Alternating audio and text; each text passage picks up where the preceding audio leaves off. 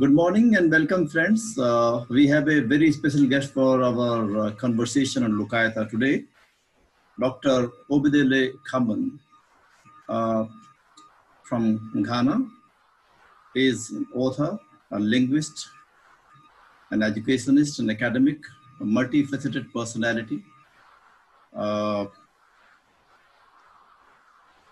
born and his academic qualification that happened in the United States, and he, I think in several years back, he got the citizenship of Ghana.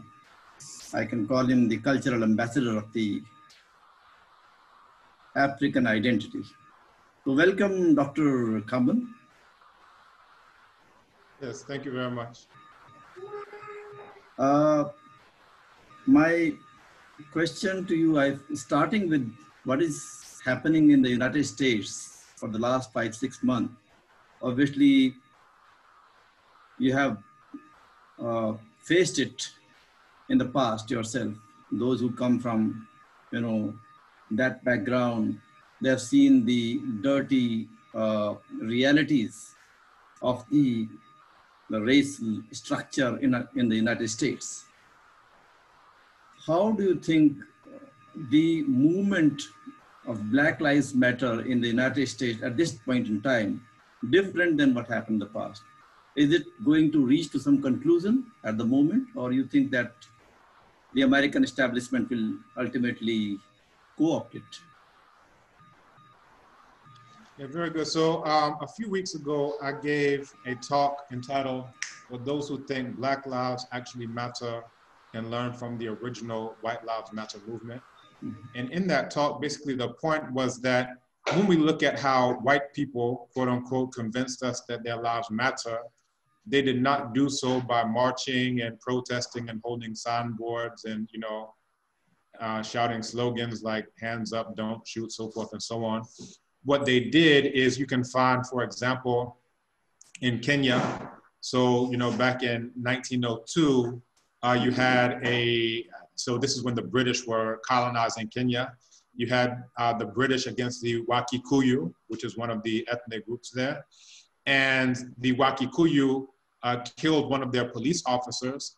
So what they decided to do was go and kill all of the Black people there. So one single white life equaled, dozens and dozens and dozens of the African lives. So the way that they convinced the Wakikuyu that white lives matter was, again, not with signboards and placards and protests. They went, and if you read this, there's a book called Sources of the Western Tradition, Volume 2, by M. Perry, that was written in 2012, for those who are interested in the reference. But actually it goes through the diary, the journal entries of these white constables and so forth and so on.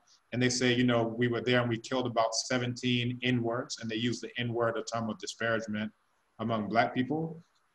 And then, they said that they either shot or bayoneted all the ones that they could find, so forth and so on. And then they burned all of the houses there, killed a few more after until they cleared off. So this is how they convinced us that that single white life mattered. About a month later, they said, okay, another policeman was killed. So they decided to go, and then they again shot or bayoneted all of the people there. The children were able to escape because they had been, hidden in a nearby forest, but every single human being, every single African that they could find, they shot, they bayoneted, they killed, they burned it off, then they cleared the entire valley. So this is, how they taught us that their lives matter. And then beyond that, you can think about the Namibia case study, where Von Trotha, he did the extermination order against the Herero and the Namakwa people. And again, that's how they taught us that their lives mattered. They said that the Black people have murdered, white people, so therefore they're going to exterminate all of the Herero people off the face of the entire planet Earth. That's how they convinced us that their lives matter in Namibia. So I can go on. They have punitive expeditions like Benin. In the US, the way that they taught us that their lives matter was through race riots. So one single white person is killed, so-called. We don't even know if that's verified, but one single white person is killed. They go and destroy Rosewood. They go and destroy Wilmington if their feelings get hurt. So all of these things, and then lynchings as well. So if we want to perhaps interrogate the correct method to convince someone that your life matters, the way that whites did it, and it was very successful because all Black people throughout the world know endemically that white life matters, to the point that they won't even slap a white person, right? Much less, you know, deal with these things on any type of major scale. You could get one or two, but that's like something noteworthy. You better write a news article about it. Meanwhile, if somebody Black steps on your sneaker, steps on your shoe, all right, you know, just get hit, you know, kill him, get him out of here. So I don't think that Black Lives Matter as a movement, you know, is funded by George Soros and all these white people. And this lets you know that at its very core, it is something that is co-opted, it's something that's corrupted with intersectionality and everybody else hopping on the bandwagon to dilute it. And it's like Nana Malcolm X said, if you have black coffee, it's too black and too strong. But if you infiltrate it and integrate it with cream, then, you know, it's not hot like it used to be. It was hot, now it's, you know, cool. You know, it was strong, now it's weak. And this is essentially what Black Lives Matter is. So it's different from a point where we're calling for Black power. This one is more plaintive. It's almost begging, like someone, Black Lives Matter. So it's like, you know, the only way to prevent, you know, these so-called white people from acting like white people is when you have the power to prevent them from doing so. Apart from that, they're going to keep doing that. Now, I want to just do a quick tie-in to India, which is where you're located. A few years ago, I followed the story of Masunda Ketanda Olivier, which is a Black man who was beaten to death in broad daylight over a rickshaw. And so many African students, I followed their protests and so forth and so on. And what I find is that these upper caste Hindus, who, you know, just like Gandhi considered himself an Indo-Aryan, that they have been beating, murdering, slaughtering, burning alive, raping the indigenous Black people there for, you know, hundreds, if not thousands of years. So I'm like, I don't know how we would find it shocking or surprising that now they have new Black people and then they get the exact same treatment that the old Black people, you know, got there. And you can find this especially, you know, the Siddhis are there, Adivasis are there, the Dalits are there. Now, not all of the Dalits are Black because it's like an outcast. You can have somebody who is thrown into that caste, you know, and then in perpetuity, their descendants also are. But by and large, what you find is that the Dalits tend to be the, you know, Black people, the Blacker people, especially in the South. And then in the North, those tend to be, you know, the upper caste Hindus, the, you know, Brahmin caste, you know, Kshatriyas, Vaishyas, so forth and so on. And what's interesting is that if you look at the symbolic colors associated with the major castes, right? The, you know, 4 major castes, you find that white, the color white is associated with the Brahmin caste, the color red, you know, with Kshatriya, the color yellow with Vaishya, and then black is associated with Shudra, and, you know, and then down. And I find it to be very relevant. So I'm actually, I have an article that's out for review. And what it does is it draws a tricontinental analysis between the US, what I refer to as the United States, South Africa, indigenously called Umzansi, and India. And basically the crux of that article is that when you have an incorrect diagnosis, it leads to an incorrect cure, right? So in the US, the diagnosis was that, oh, the problem is we're not integrated, right? So therefore, all right, well, then let's solve it. Let's just go integrate them. Where actually the real problem is genocide. If you look at the 1948 Convention of Genocide, it has 5 major points. Killing members of the group, 1. Causing serious bodily or mental harm to members of the group. We definitely qualify for both of those, obviously. Bring about conditions to destroy the group in whole or in part. If all you have to do is go into the projects in the so-called ghettos and so forth and so on and see that, apart from the birth control clinics and everything else. And that's coming up to the 4th part, which is trying to prevent births within the group, right? That's 4. And then 5 is transferring children of the group to another group. That's 5. And that's the school to prison pipeline, as it's referred to. So we qualify for genocide, definitely. And I'm not the first one to make this point. 1951, you had Nana William Patterson, who had the We Charge Genocide petition. Has been done multiple times since then. But essentially, if we understand that the problem is genocide, the way to resolve that problem is never to get closer to the one who's committing the genocide. It's like someone comes into your house wielding machetes and knives, and then you think the solution is to go and get closer to him and hug him.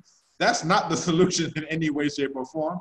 But then the same thing in South Africa, you have apartheid, which is the state of being apart, right? Apartness. Yes. And they're telling us that the problem is apartheid. We can't even talk about South African history without framing it like that, which is an incorrect way of framing it. So now you say the problem is being apart. Well, okay, well now just, get closer to them. And it's the same thing. You have a mass murderer, a psychopath killer, and you're saying the solution is to get closer to them. What is that going to do? Like get you stabbed even more? Whereas in South Africa, all 5 of those conditions are met, and I can go more into it if you like. Yeah. Then India, the same thing with the Black people there. All 5, right? All you have to do is look at the pogroms, right? One after the other. All you have to do is like look at the caste violence, right? You can see videos of this. And I've followed this for years, so I'm actually quite aware of these things. But this is what you have, all 5 conditions of genocide. But we're taught that the problem is untouchability. We're not allowing you to touch us. So guess what? You can come drink from this tank. You can come into, this temple or whatever and pray. But that's not solving the genocide, because every year you get more and more caste violence. And now it's infiltrated and perpetrated, I should say, against the Africans who try to go to India to study. And they don't study history. They have no idea about any of this. So they go there and they're shocked. Oh, why are the Indians beating us up? Oh, why are the Indians? And you'll see like they're sitting at a bar and then some Indians come up and just beat them to a pulp. And they're like, what's going on? They have no idea. But if they studied a little of this, they're like, you're getting the exact same treatment that Black people have been getting in India ever since the Indo-Aryans first came there. So I think I'll pause on that because I'm sure you have other things you'd like to ask about, but that's my take on it. Yeah, I hope this is okay. So I understand that what you have pointed out is very, very important question. I was just thinking before I would come on that point, that is what we call the vocabulary or the narratives of the dominants. What has happened, like in the United States, in the past we have read the history, and history is narrated like Columbus discovered the United States, or Vasco da Gama discovered India. So these people became a discoverer rather than the looter or plunderer. See, similar way, wherever they went, they came and developed a concept of the indigenous people also. You see, in every I'm not denying the indigenous people's concept, but the concept is that every society, even Ghana, there may be indigenous people. Even Africa, there are indigenous people. In Kenya, in Senegal, I have friends there, and they have the problems. They say, now, among us, there are now indigenous people as a territorial issue, as a cultural issue is okay, but when you say, like in India, you can say Indo-Aryans came from outside.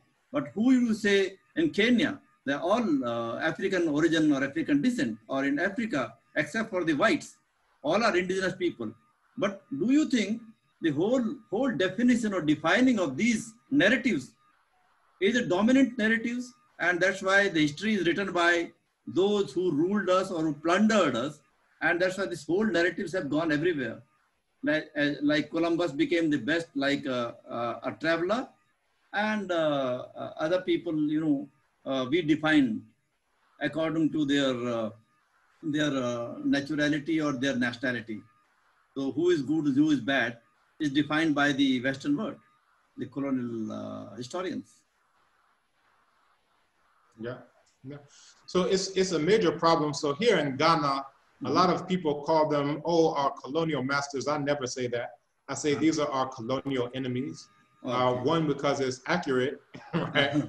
And this is one thing that we are oftentimes kept in a defeated state due to 2 major things. One is falsification of reality, right? So here's something that's real, but then they will completely falsify what is actually real. And then 2 is manipulation of imagery, right? Yeah. So if we look at these 2 prongs, there are other things that are done, but I just want to focus on these 2 things. Falsification of reality. For example, there is a fraud called Europe as a continent, right? So people will say Europe is a continent. When they're calling continents the names of continents, they'll include Europe. There's something called the EU, the European Union. There's, the Euro, there's all these things. But if you look at with your own eyeballs at a satellite map, you will see that Europe qualifies, what we call Europe qualifies as a continent no more than West Africa qualifies as a continent, because you can literally walk from Portugal to Siberia. There's no intervening ocean. there are like a couple mountains there, but it's like, okay, well, there are mountains all over, right? Mountain chains all over. Well, that's, well, we can just say the Himalayas and then call something. So under no aspect of reality can this thing called Europe be called a continent, but this is really getting to the core, and I'm gonna give this as an example, then come directly to the point that you're asking about. But this is going to the falsification of reality. Now you have all these people using the word Europe as though something called Europe actually exists, as though there's a continent somewhere on the planet in existence in reality called Europe. And this is clearly a fraud.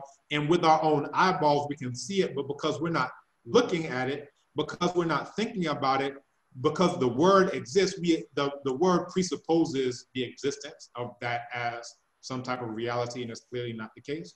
I'll give you another example, that the oldest map of topological interest known on the entire planet Earth came from Africa, right? The cartographer was known as Imahu Amenat, which is Amen is victorious, is what the name translates to. And what you'll find is that it is a map to mines at a place called Wadi Hamamat, and it is a south up map.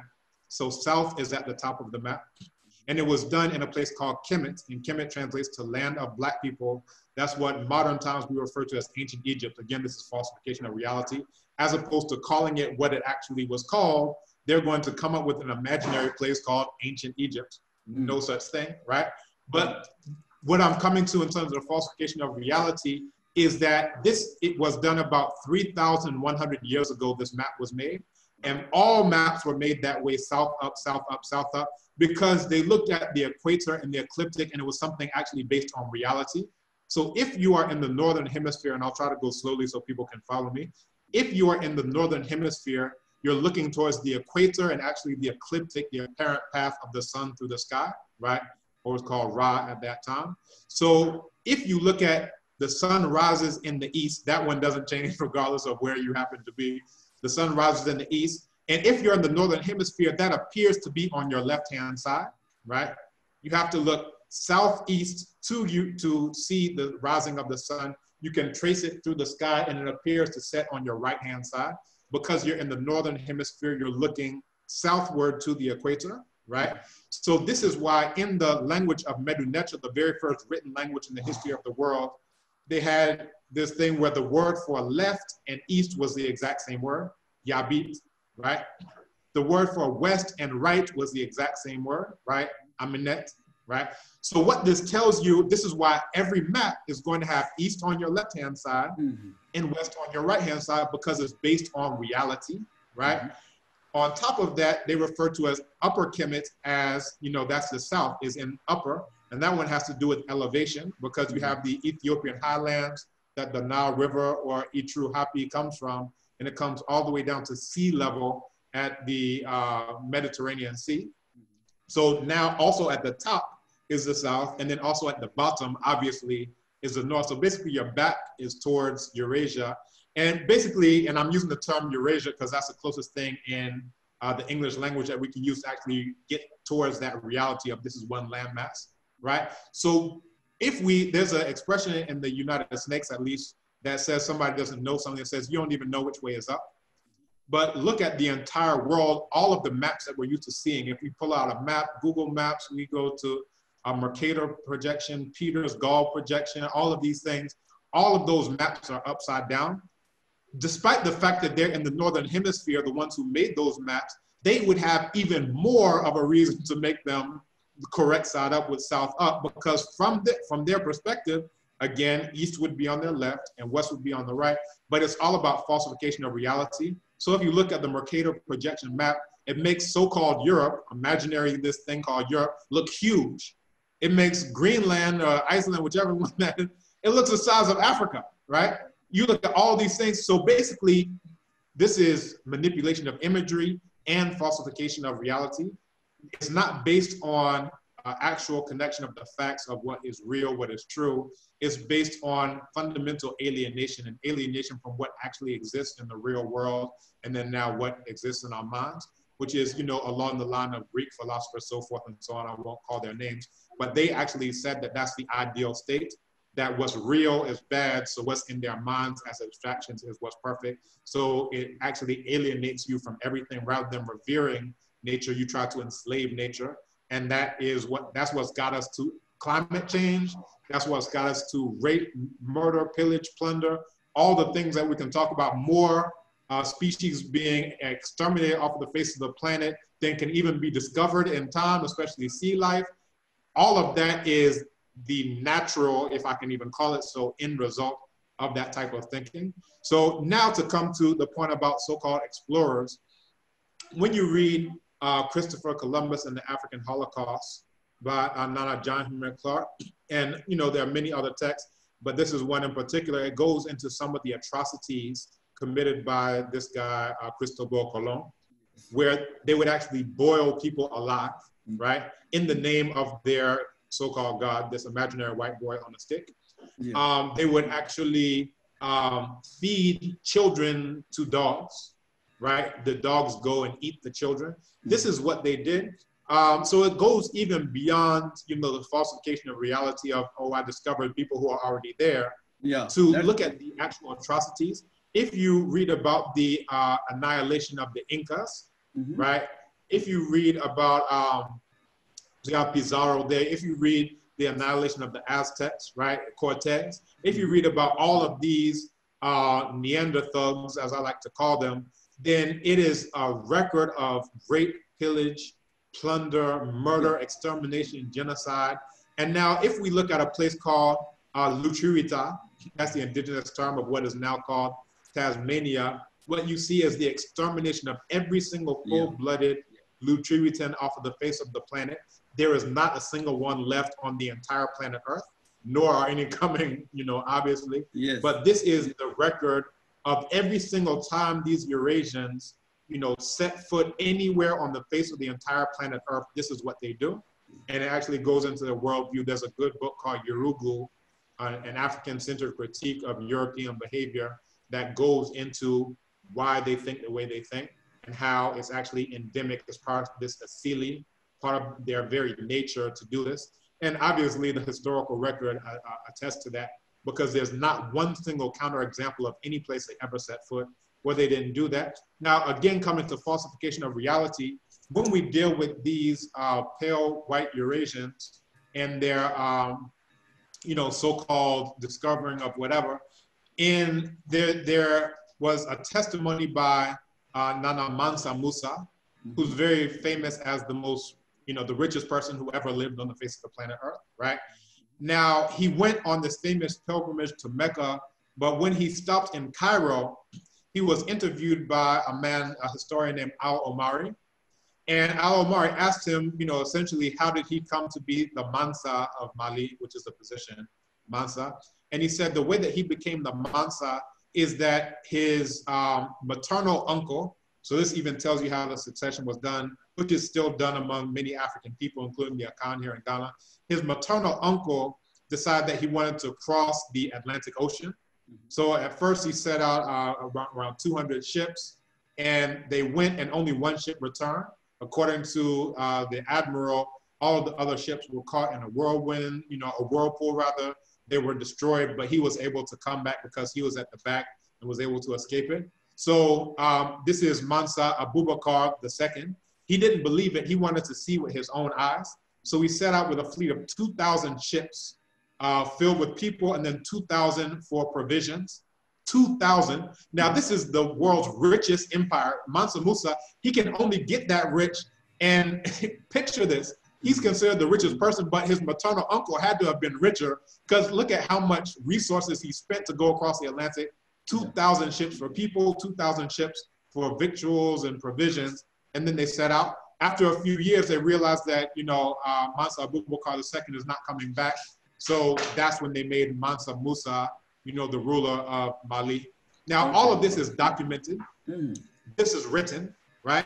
At the time it's happening, it's not like someone revising, oh, let me just say my people did great things, let's go revise. This is written in 1311, the year 1311, which according to my calculations is long before 1492. But here you have documented, written evidence that even speaks to how he even became the ruler, right? And at this time, he has absolutely no reason to lie. It's like, who cares? Like, I'm just telling you how I became the ruler, right? Now, beyond this, you have these monumental stone heads, and this is documented in a book called They Came Before Columbus by Nana Ivan van Sertima. Now, all of these white historians, and I gave a talk on this on national TV in March. All of these white historians, they came together and say, those couldn't be black people. Black people could never have done it. They couldn't have done it. But what you find is that they say that rodents, R-O-D-E-N-T, that rodents crossed the Atlantic, right? They say that they examine the teeth and the DNA of rodents in modern day Brazil, South America, and that is identical. They're called caviomorphs. That's identical to, you know, their cousins here in Africa. So the only way, and this is millions of years ago, the only way that these rodents could have gotten there is maybe on a raft or something. But they're saying that rodents, picture a big rat, can cross the Atlantic, right? Yeah. And there's no outcry. All scientists nod their head and say, yes, this is what happened. Now, there are monkeys, New World monkeys and Old World monkeys. Now, all of these exact same white scientists say, yes, again, we tested the teeth, we looked at the molars, we looked at the DNA, we looked at all this, and definitely the New World monkeys are related to the Old World monkeys, right? There's no outcry. All of the white people, they nod their head and say, yes, this is falsification of reality. But yeah, they all say yes. But now, the richest nation in the history of the entire planet Earth known at this point in time, there may be one that's richer that we just don't know about, but the richest one, setting out 2,000 ships for this, 2,000 ships for that, and led by the ruler, all of these white people came up to challenge Nana Ivan van Sertima, who brought forth, you know, research in climatology, research in linguistics, research in metallurgy, research like buttress, all like at least 20 different areas of oceanography, all of these things to support his point, archaeology, paleontology, all of these things, all of these white people rose up in one voice and say, it must not be true. But rodents and monkeys, all right, that's fine. But Africans, no. And I want you to look this up, and your viewers to look this up. It's what's called El Negro. So you have all these monumental stone heads, and they look like any African I would see walking around, you know, here in Accra, Ghana right now. But they'll say, oh, those ones have stone, they have helmets on. So that must be the indigenous people, because you can find indigenous people who have lips and who have noses that are broad. And even if they do, they have to see, all right, aren't those indigenous people related to the black people who got them looking like that? Because not all the indigenous people look like that, obviously, right? You need to test the DNA of those folks, because most likely they're descended from the black people who got that. But that's neither here nor there. But the one called El Negro is not wearing any helmet or anything like this. Now, there are some who have cornrows, just like African people do this day, but El Negro just has an afro. And none of the indigenous people who are there now have afros. All the African features plus an afro, and this is why they call him El Negro. So it's like, if they can't falsify reality successfully, it will just suppress it. Because you can do a Google search and everyone online right now can see El Negro, this huge monumental stone relic of the Africans who went there. But, you know, they'll just say, all right, we can't explain that one away. Just shut up. Just have them shut up.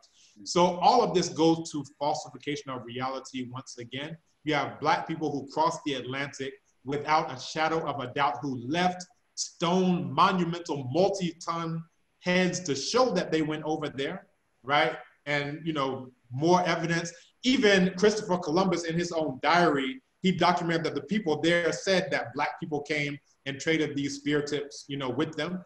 All of these white so-called explorers who discovered stuff, right? All of them are documenting the people there saying, yeah, there are black people here. Oh yeah, we captured those black people who we are at war with. This is in Central America, in what's now modern day Panama. All of this is documented, written down by their own explorers.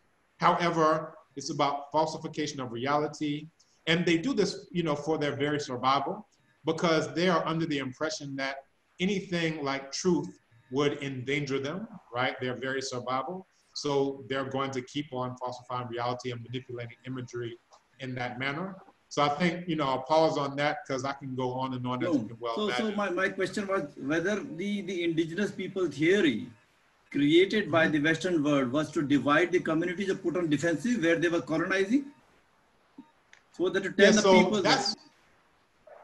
tell the people that, oh, we are here, so we are not alone from outside. You also are outsiders. So there are like different categories in the country, like in Kenya, in Africa.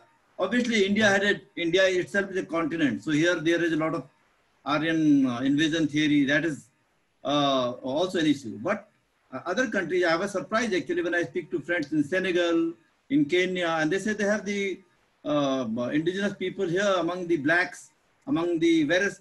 So my question was whether this theory was deliberately created or is this a fact? Yeah, so one thing that Eurasians did, right, the pale white Eurasians who we call Europeans, and not just them, because this is why I use the term Eurasian as well, because you have, black people have problems with Indo-Aryans, right, obviously.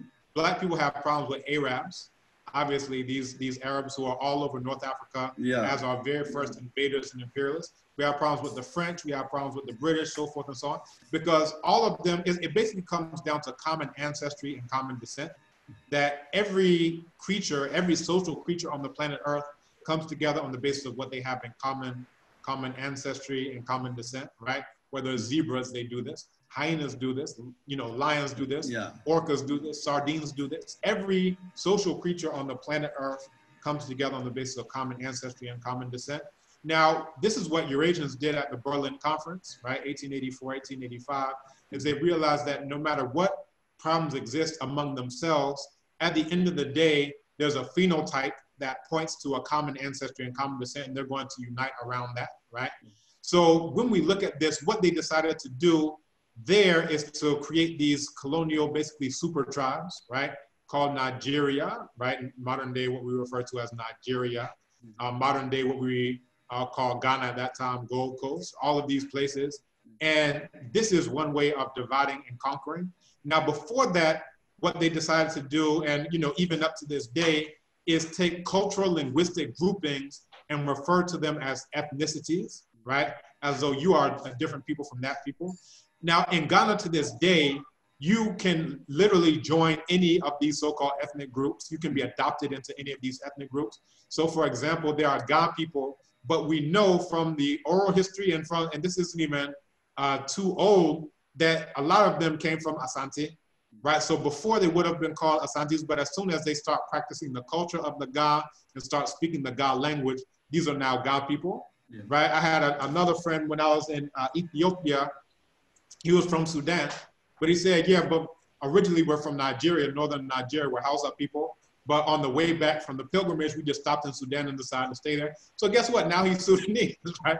So you had this type of thing where as soon as the person starts practicing the culture and speaking the language of these people, they're accepted as one of those types of people, right? So it's a cultural linguistic grouping, and even those can be seen as gradients, right? So for example, you have Yoruba here, spoken in Ghana, all the way down to Nigeria. So you can see basically a gradient of using the same types of words, right? So linguistically speaking, you can see this. So this gradient, you can see very clearly that these are people who are closely related, right? But according to Eurasian linguistic typology, it's basically based on the Aristotle necessary and sufficient conditions model. And in that model, here is a sharp dividing line, and it either fits the conditions to be part of this group or it doesn't, right? So now they have this sharp border of, all right, this is where the Asante people are.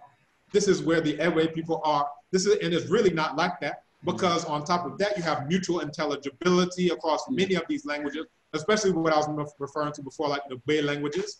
So Fongbe in Ghana all the way to, Fongbe and Benin all the way to Ewe in Ghana. And then even beyond that into Nigeria, you can find, you know, these types of languages. And what it shows is that rather than us seeing ourselves as one people, we'll now see ourselves as, okay, well, I guess I am this ethnicity. You have people literally fighting for this imaginary thing that's called this ethnicity or that ethnicity. If they're not doing it, they're doing it on the basis of the neo-colonial super tribe called, oh, well, Nigerians and Ghanaians don't get along. It's like, who gave you that? Where did you even get that from? And this is why it's very important for us to study Kemet. And the most important thing about Kemet is that it translates to land of black people. It comes from the root word Kim, which is to be black, right? And we called ourselves Kemetiu. This means that over 4,000 years ago, we saw ourselves, and I say 4,000 years ago is that the earliest attestation found to date.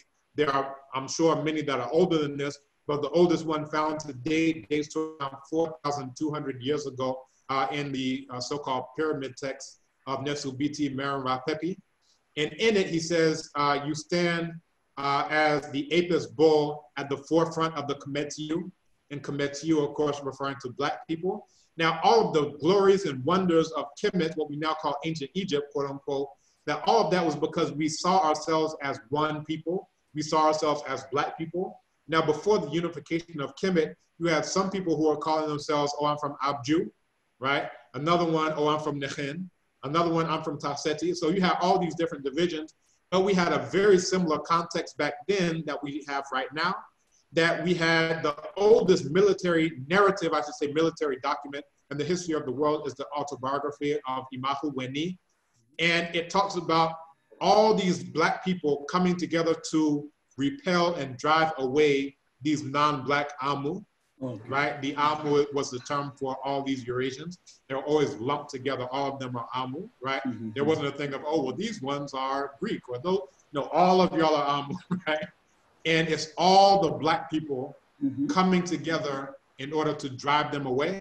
So it tells us several things. One is that these Amu are just as aggressive now and in recent times as they were back then. And then two, it tells us something about why we called ourselves Kemetiu and why we called our land Kemet, because it talks about bringing together both sides of the house, right? Meaning the east and the west of the Itru Hapi, the so-called Nile River. It talks about coming together from upper and lower Kemet. And then it talks about all of these so-called Nubians, the Nahasiu, being brought into it as well, which shows how expansive the concept was. It's not just a nation state concept of beyond these borders, you all are, you know, Nubians or whatever. It's no, we're all Kemetiu, we're all black people. So it talks about the Wawat Nahasiu, right? The Irjet Nahasiu. It talks about the Mejao Nahasiu. It talks about all of the black people, right? Those who are phenotypically black coming together. And essentially what I see in this is something that's very profound, because it shows us that black people are at least as smart as zebras, because that's what zebras do. They come together on the basis of common ancestry and common descent, especially when they're surrounded by common enemies. It doesn't make sense. You know, zebras fight, right? All the time. They're kicking, they're doing all stuff. But when they have common enemies in the form of lions around them, they stop all of that and say, you know what, let's come together on the basis of being zebras. So this tells us that black people are at least as intelligent as zebras, at least intelligent as hyenas, because hyenas do the same thing when they're surrounded by lions. Lions do the same thing when they're surrounded by hyenas. Sardines do the same thing, you know, off of the southeastern coast of South Africa, Umzansi, when they're surrounded by, you know, fur seals and brooder whales and all these. So every social creature on the face of the entire planet Earth, when they're put into that type of situation, and look at where Kemet is located, it's right at the doorstep of these Amu. And this is why this is the first place known in recorded history where we got rid of all of these fragmentary identities and decided to say, look, we're all Kemetiu and this is Kemet. We're all black people. But then you say the same thing in Haiti in more recent times. Before that, all the Africans who were shipped there were calling themselves, I'm Ga, you're Ewe, you're Wolof, you're this, you're that, you know. But we decided that we're not being raped and killed and lynched and murdered on the basis of any of that imaginary stuff. We're all black people. Let's come together on the basis of being les noirs, the blacks. So basically it's that anytime you're in that type of situation, we have common enemies. You come together on the basis of what you have in common, common ancestry and common descent. So you found that in Kemet, but then you have all these, because of migrations, after the breakup of Kemet, after the invasion of the, you know, Persians, Assyrians, Greeks, Romans, Arabs, you know, you have the Mamluks in there, you have the French in there, you have the British in there, the Americans even trying to get a piece, you have the, you know, 7-Day War, Israelis, everybody coming in there. So of course, black people migrated away from there. And that's where it didn't even seem as important for us to come together on the basis of being black. But then again, as soon as we're in that same context, this is where you have Nana Steve Biko, who's coming up with black consciousness. right? Anytime we're in that same type of context, we have common non-Black enemies, we come together on the basis of being Black, right? And that happens time and again in Jamaica. You had Nana Paul Bogle who said, cleave to the Black. So before that, we were saying cleave to being Asante, cleave to being Yoruba, but no, we say cleave to the Black. And this is what I refer to. I have an article coming out and a book coming out on this. It's called the Dikinga Theory of Kemetu Consciousness. And basically the Dikinga is the idea of the rising and setting sun. So when we're not in that context, it's like the sun has set. But as soon as we're in that context, again, it's like that sun rises again and we realize, look, we're all Black people. Let's come together on the case of, and you see the same thing in India. All right, we're Dalit Panthers, right? Y'all are Black Panthers. Yeah, we're Dalit Panthers. Let's come together on the basis of being Black against these non-Black enemies. And it will happen into perpetuity as long as that situation persists in the world. So you came to Ghana in 2008. I suppose you became a citizen, you applied for, or you returned from the United States. And I read somewhere that is 2007, somewhere you had been wrongly arrested or charged in for something that you have never done. Was that the reason of your return? Very common in the U.S. That's very common in the U.S. Yeah, that's what. So what exactly was the thing? How was that the reason of your getting completely disenchanted, or did you face from the beginning, as the African Americans are facing, the discrimination at all levels, and then getting disenchanted? Because in the United States, I saw two kind of debates among the African Americans. One was led by Malcolm X, the other was Martin Luther King. But I somehow found that Malcolm X is quite sidelined and Martin Luther King is the person. Is that because he's a Christian, is a kind of a American religion, or because they want to present the same way as the reconciliation that we have changed? And how do you put yourself between these two and the question of African American identity? Yeah, very good. So these Amu, and I'm going to refer to them by the ancient term, the classical term Amu. Okay. These Amu do whatever they need to do to survive, including choosing who our heroes are going to be. Here's my son in the shot. Yeah. So this is one thing they do in order to preserve themselves. It's just like what sharks will do when they're surrounded by orcas or any other. It's the same thing, right? So they're trying to preserve themselves. Again, self-preservation is the first law of nature. Mm-hmm. So what they'll do in choosing our heroes for us is that they'll elevate someone like Nana Martin Luther King. And that's actually the crux of the paper that I mentioned, that tri-continental analysis of the United States, Umzansi, and India, is that we had someone like Nana Malcolm X, Baba Omowale, who was really advocating for Black survival at a very core, deep level. But white people realize that that's something that is not necessarily in alignment with who they are as white people and their survival. So they will choose a hero for us in the form of Martin Luther King. So as soon as white people choose your hero, you'll know that this is somebody who you should not be following, right? Same thing in Umzansi, right? South Africa, is that they chose Nelson Mandela, right? Mm-hmm. So you have people who are talking about, you know, don't be violent and so forth and so on. You know, when he comes to power. And, you know, people talk about how Nelson Mandela was changed on the basis of being in prison.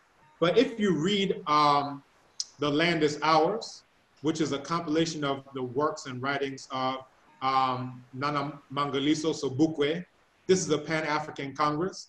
And they indicted the ANC and all those who are part of the ANC in their signing of the Kliptown Charter, right? And the Kliptown Charter says that the land is for all people of South Africa, including those who stole the land. Yes, the land is for them to, they've not been able to take that land back. Exactly. Including people like, you know, Gandhi, right, who was there as a quote unquote coolie. All right, well, the land is yours too. The land is for everybody, right? Whereas the Pan-African Congress said, no, the land is for the Black people. Anytime you see someone who's non-Black in this land, it means that they are either a colonist, or as Gandhi called himself, a fellow colonist, right? He says, yes, the Indians were fellow colonists with the British, right? which is why he fought in the Bambata rebellion against the black people, because he's, taking his, and I'm quoting him, taking his share in the defense of the colony, right, as a fellow colonist to the British. So again, they will choose for us someone like Nelson Mandela, whereas if we chose our own heroes, we would choose someone like Nana Bantu Biko or Nana Mangalitso Sobukwe, who says the land is ours, right? And then the same thing in India, right? We would choose someone like Gangu Baba, or we would choose someone like Dr. Ambedkar, right? Yeah. If we were choosing for ourselves. But this is the reason why they shoved Gandhi down our throats. All throughout Africa, they're trying to bring these Gandhi statues, which we had to, as you may well know, remove that, blight on our campus, because some of us actually know who Gandhi was. And we understand that this is about Kometiu, just like it's always been since the beginning of recorded history, the Kometiu driving the Amu out of the land of black people in order to restore Mahat, in order to restore truth, in order to restore justice, in order to restore righteousness, propriety, harmony, order, balance, reciprocity. That's what it's always been about, and that's what it will always be about until we're able to perhaps make some headway where we're no longer threatened, or these Amu are no longer in the position to do what they've done every single time they've set foot on any land on the entire face of the planet Earth. So yeah, just saying all that to say that's my take on it. They choose Martin Luther King because that's one of That's a very, very, very important point that you make, because the icons selected by them for you, the icon, created by the, the elite, the Western world for the black people, these are your icons. So you have very clearly mentioned that you don't agree with them.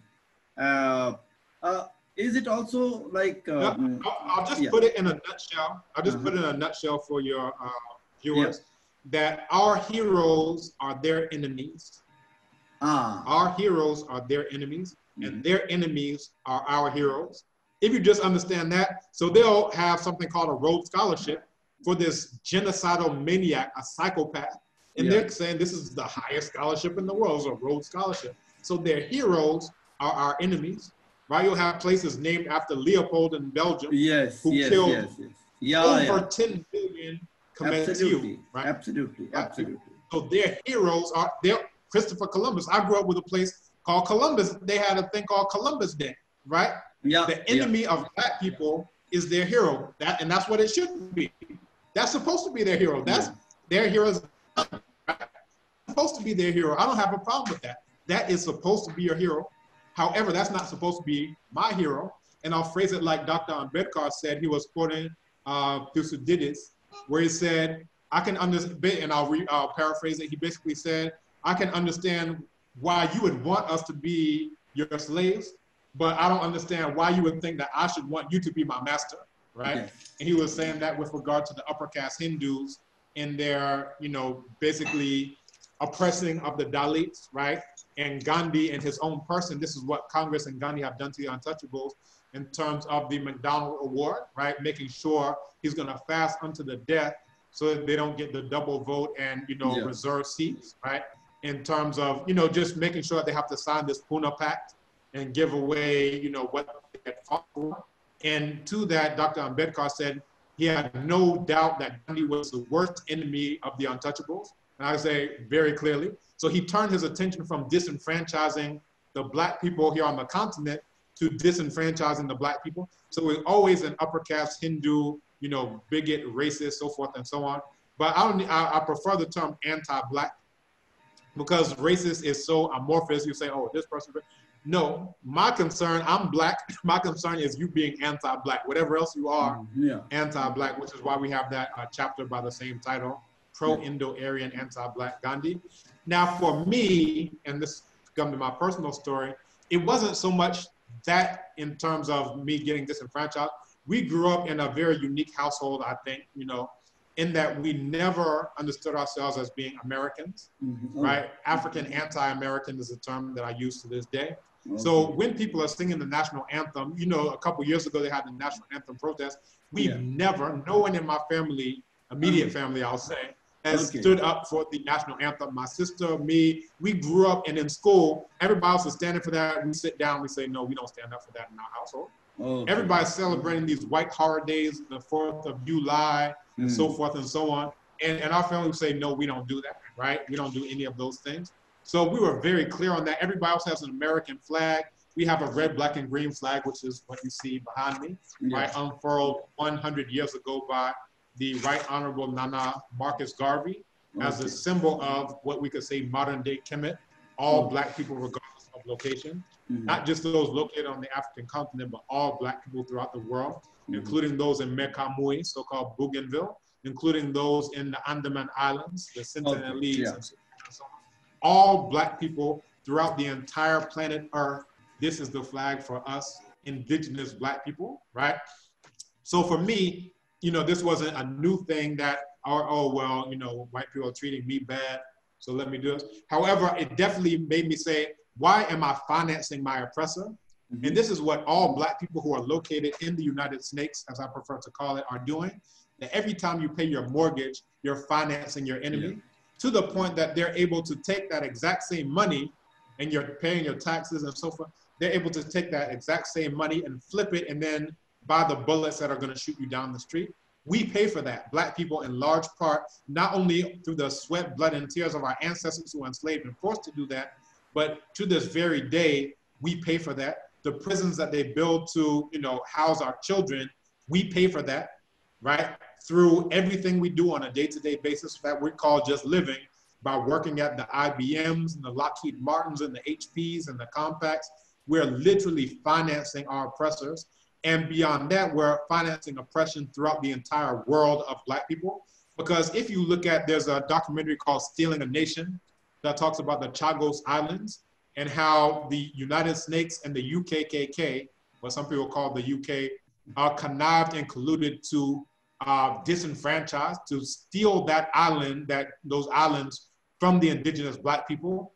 What they did is they did a very clear but veiled threat that they went and exterminated all of those people's dogs. They gassed them to death in gas chambers in order to let them know in certain terms, you're next, right? So, okay, so then they leave, they go to the Seychelles, Madagascar, wherever places, and now that place is a United States military base through which the United States is able to launch their forays into East Africa, into Southwestern Eurasia, and so forth and so on. And that was, again, the collusion of the UKKK and the United States against Black people. So they're very clear that we're all committed to you, right? And this has been the case since recorded history, 4,000, 5,000, the very first military documents about this. So I was clear on this. Now, my own situation was I got, you know, the false arrest, you know, a fake trumped up charge that I had a gun underneath my seat that was loaded. Complete lie, complete fabrication, and again, falsification of reality, manipulation of imagery, right? And this is what they put on me, but we were able to beat that case. And I said, never again will I be in their jurisdiction, whereby they can decide on a whim that I won't see my family for the next 10 years, which is what that case, they put the case out at a place called Bridgeview outside of Chicago. And they did that because Bridgeview had, I was told by my lawyer, a 99.99999 repeating conviction rate of Black people. Because if they can't get you straight up, they will get you to cop a plea, which they asked me to do. I said, no, we're not going to cop a plea. We're going to fight this and we're going to defeat you. And that's just what we did. Just as my ancient classical Kemetu ancestors did, we defeated the Amu. Right? And, you know, so we were able to do that. And I said, within 1 year, I'm going to repatriate and come to Ghana. So instead of building up the white nation, which is what I was doing by my very presence here, I'm going to build up the Black nation that can defeat our non-Black enemies. And that's the work I've been doing since that time.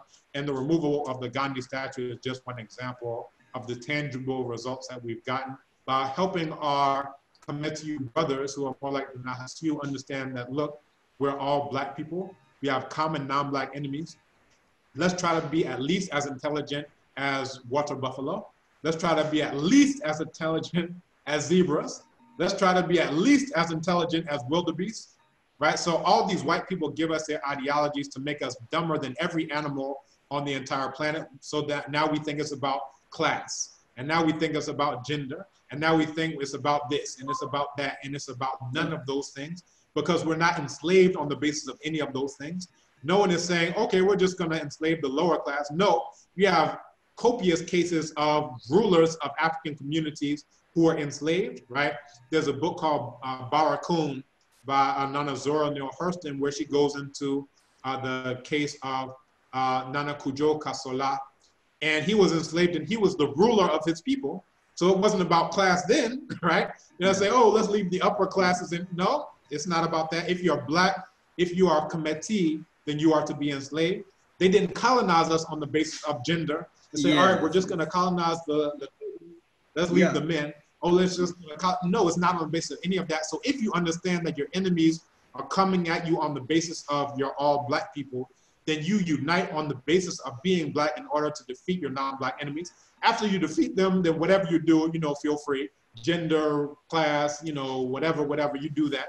But this is what it's really about. So that's the point actually what we have in India also. We debate these issues like many times the Marxists will say, oh, there exists a class and the Dalit identity doesn't matter. Then there is feminism. Feminists say all women of the world are the same and there are no difference. Like the Western world, which like I was thinking, where has the Marxists raised the issue of the ethnic identities or the racial issues? So this this whole, as you are mentioning, a very, very important point that somewhere every year the new terminology is cropping up, and they're saying, oh, it doesn't exist. Oh, you are like this is a class structure. This is feminism. This is this. This is that. So somewhere the main thing is that your Black identity is the cause of problem for them. Mm-hmm. So this is really the core of it, that I'll paraphrase now John Henrik Clarke, where he says, in his term, he says, everything that ever came out of the European mind was to, you know, basically, it went towards their greater power in the world. What I would say is that everything that has ever been created by the Amu is for their survival, right? Every single thing that they ever give you. So if they give you a donation of Marxism, it's for their survival. If they give you a donation of feminism, you'll notice that every one of their isms that they give us, it helps them to survive, because no part of any ideology that they have ever created tells us what to do about them, right? It tells us what to do. Oh, you know, go fight against smoke and mirrors and go swing into the air. So we're trying to fight something called a class, which is an imaginary abstract concept, and you're swinging in the air and you're not hitting anything, right? And this is what Nana Bobby E. Wright, a noted psychologist, he referred to as basically an analogy of the bull and the matador. So the matador, if you're familiar with the running of the bulls in Spain, he'll hold out this red cape and then the bull charges against it. But as the bull charges, he stabs him with a dagger as it goes for. And the crowd is just laughing, ha, a black bull, right? Look at the symbology of black bull in the system. The bull keeps charging, so it's like we're going against capitalism and, you know, another ism that they donated to us. And then now we're going against socialism. We're fighting that one. Oh, no, that's not it. Communism, no, that's not it. Feminism. And we think that all of those things are the problem, but the problem is the actual matador, right? Nana Khalid Muhammad, he gives the spider versus spider web analogy. And he says, you know, saying that the problem is the system is as dumb as saying the problem is the spider web and it's not the spider. Meanwhile, it's the spider who wove that very spider web that you're trying to get rid of. And as long as you tear down that web, let's say we actually get rid of capitalism. Well, guess what? They got something else called neoliberalism. Guess what? You get rid of that, they got something else called, you know, they will donate a gajillion isms and all of those things. The analogy that I say is like, if you raise a dog, no matter how vicious that dog is, a pit bull, a Doberman, whatever it is, you raise that dog not with the hopes from a puppy, not with the hopes that I hope this dog one day rips my throat out and kills me, right? That's not why you're raising the dog. That's not why you feed it and walk it every day and pet it. Yeah, I hope you rip my throat out. You raise that because you want that dog to serve you. And that's the same thing for every Amu ideology that they've ever given us. They've raised that ideology up with the hopes that this ideology is supposed to serve me, not that this ideology is ever supposed to tell you what to do about me, right? And this is why the only ideologies that can ever come up that are actually going to be in the interest of Kemetiu, indigenous Black people, are going to be those that are by us and for us and have the specific identity, objective of Kemetiu survival, because no Eurasian ideology is about Kemetiu survival, nor is it even supposed to be, right? All of their ideologies, all of their religions, right? Again, falsification of reality, manipulation of imagery. Look at the imaginary white boy on a stick, you know, talking about Christianity. This is manipulation of imagery for their survival. It helps them, right? Now, Black people want to bleach our skin and perm our hair to look like this imaginary white boy on a stick, right? Or praying to a rock in the desert 5 times a day. We want to pray to a rock. This is the exact same thing. So no matter whether it's Western Eurasians, Southwestern Eurasians, Central Eurasians, Eastern Eurasians, whether it's Leninism, whether it's Maoism, nothing that they will ever, ever, ever give to us is going to be for the survival of Kemetiu. Only we can do that. And only we are supposed to do that. Yeah, because one of the major issues after this ism, like Marxism or whatever ism political ideology say, there is one major issue that we found actually. If anybody can see Africa, how the one is the Christianity and Islam became the identities of the people. So where is the original identities of the Africans? Is this dwindling between the two organized religions? Because both religions have their own like racial values also everywhere. Recently, when I was interviewing a friend of mine in Senegal, and he was telling me about the Arab nationalism and how they treat, and I asked him, "That is the whites?" He said, "No, the white. I'm using the term for Arabs." So in my opinion, like as Dr. Ambedkar wrote about India, about caste and identities, and then define, you know, the whole identity issues, which related to Buddhism actually, and revival of the Buddhist cultural values in India in a very new way.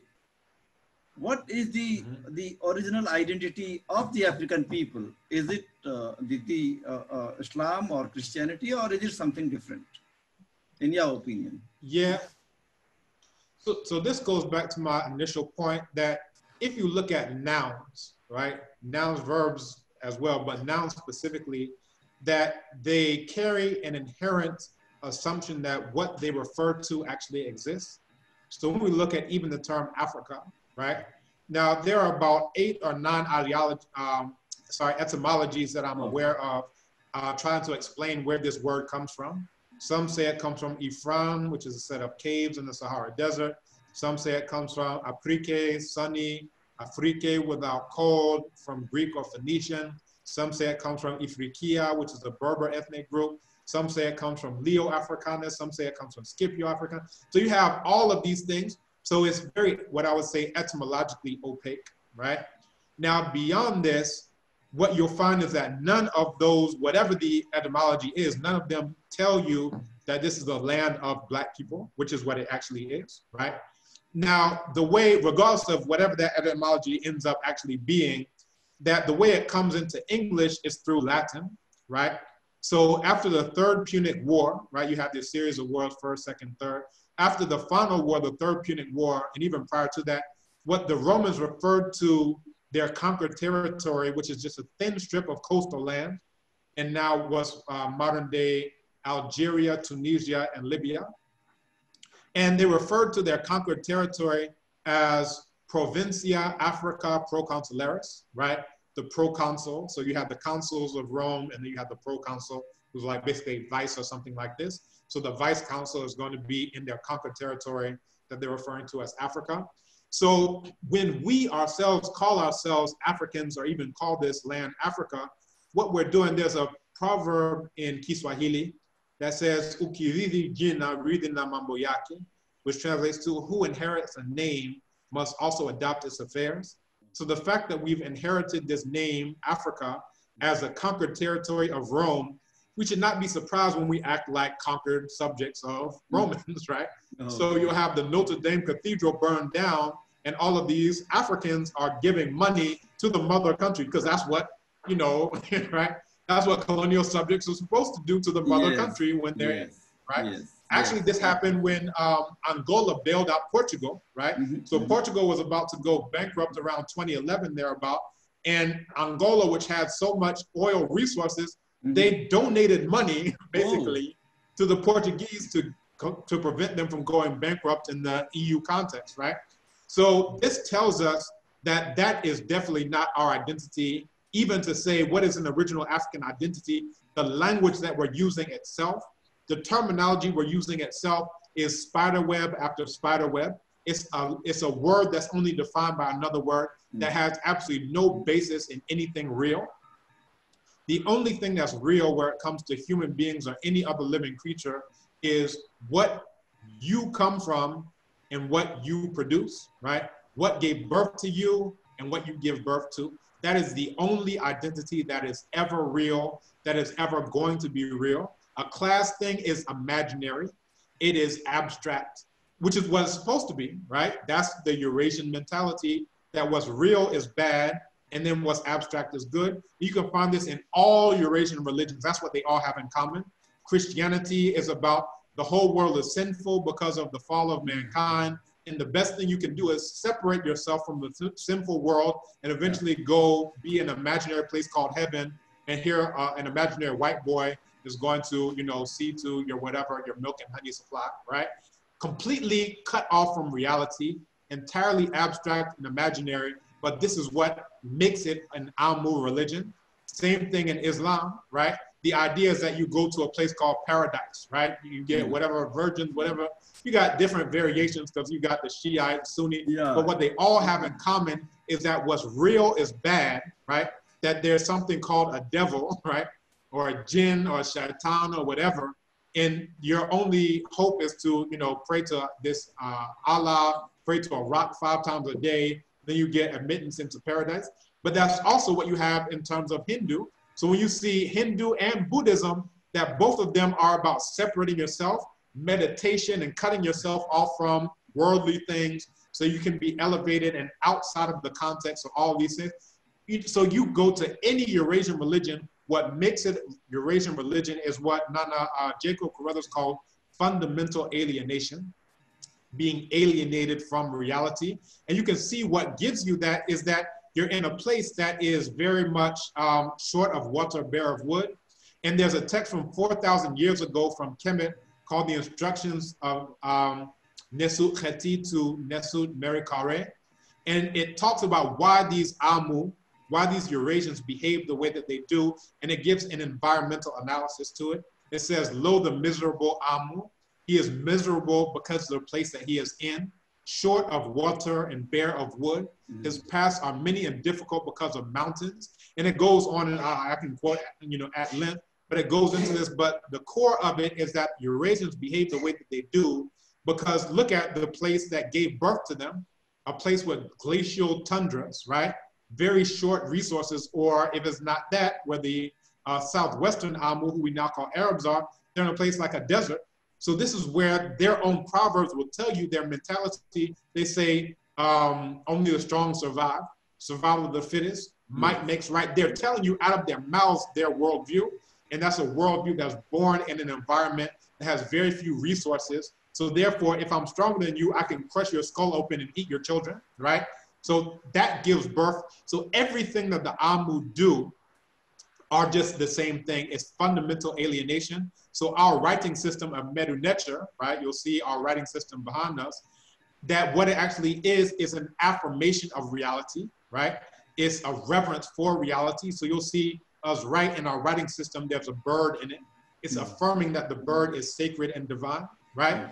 That's what all Kemetiu spiritual systems are about, is affirming reality that exists around us and affirming, you know, the divinity that exists within. That's what all of them are about, right? So this one in Senegal may look different from the one in Kenya, but they all have that same fundamental basis in reality, affirming reality. All Amu religions all have their basis in fundamental alienation because it's born in the environment that actually gave birth to them. So just saying all of that to say the Kemetiu worldview is common ancestry, common descent, who we are as being Black people. That's the first thing, that's the last thing, that's the only thing that actually exists in reality. And that is where I think I found a commonality in these religions, where, you know, the evil is always black. So the terminology, black man, black male, black money, So all the terminologies of the evils have been confined to blacks. And you see the portrayal, if you see the photographs of the demons in our areas, you'll find blacks. If you see in Islam or in Christianity, black is evil. So that commonality I found, and that's why I felt your analysis is quite enlightening and impressive about, you know, the main identity is the black question. Mm-hmm. So this is very key, because that's what Eurasians are supposed to do, because that lends itself to their very survival, to say what is not black is good and what's black is bad. Yeah. And their worldview is also based on what's called diametric opposites, right? So diametric opposites, it basically deals with the idea that one thing is good and the opposite is bad, right? Mm-hmm. And they're always in conflict. You see this in every version of any mythology that they've ever come up with, in any religion that they come up with, because in their religions, they have something called God, which is supposed to be good all the time, and then something called devil, which is supposed to be bad all the time. Both of these creatures are absent from the Kemetiu worldview. You have that which permeates everything, and all of that is seen as being fundamentally good in the Kemetiu worldview. But in the Eurasian worldview, one thing is good and the opposite is bad, diametric opposites, right?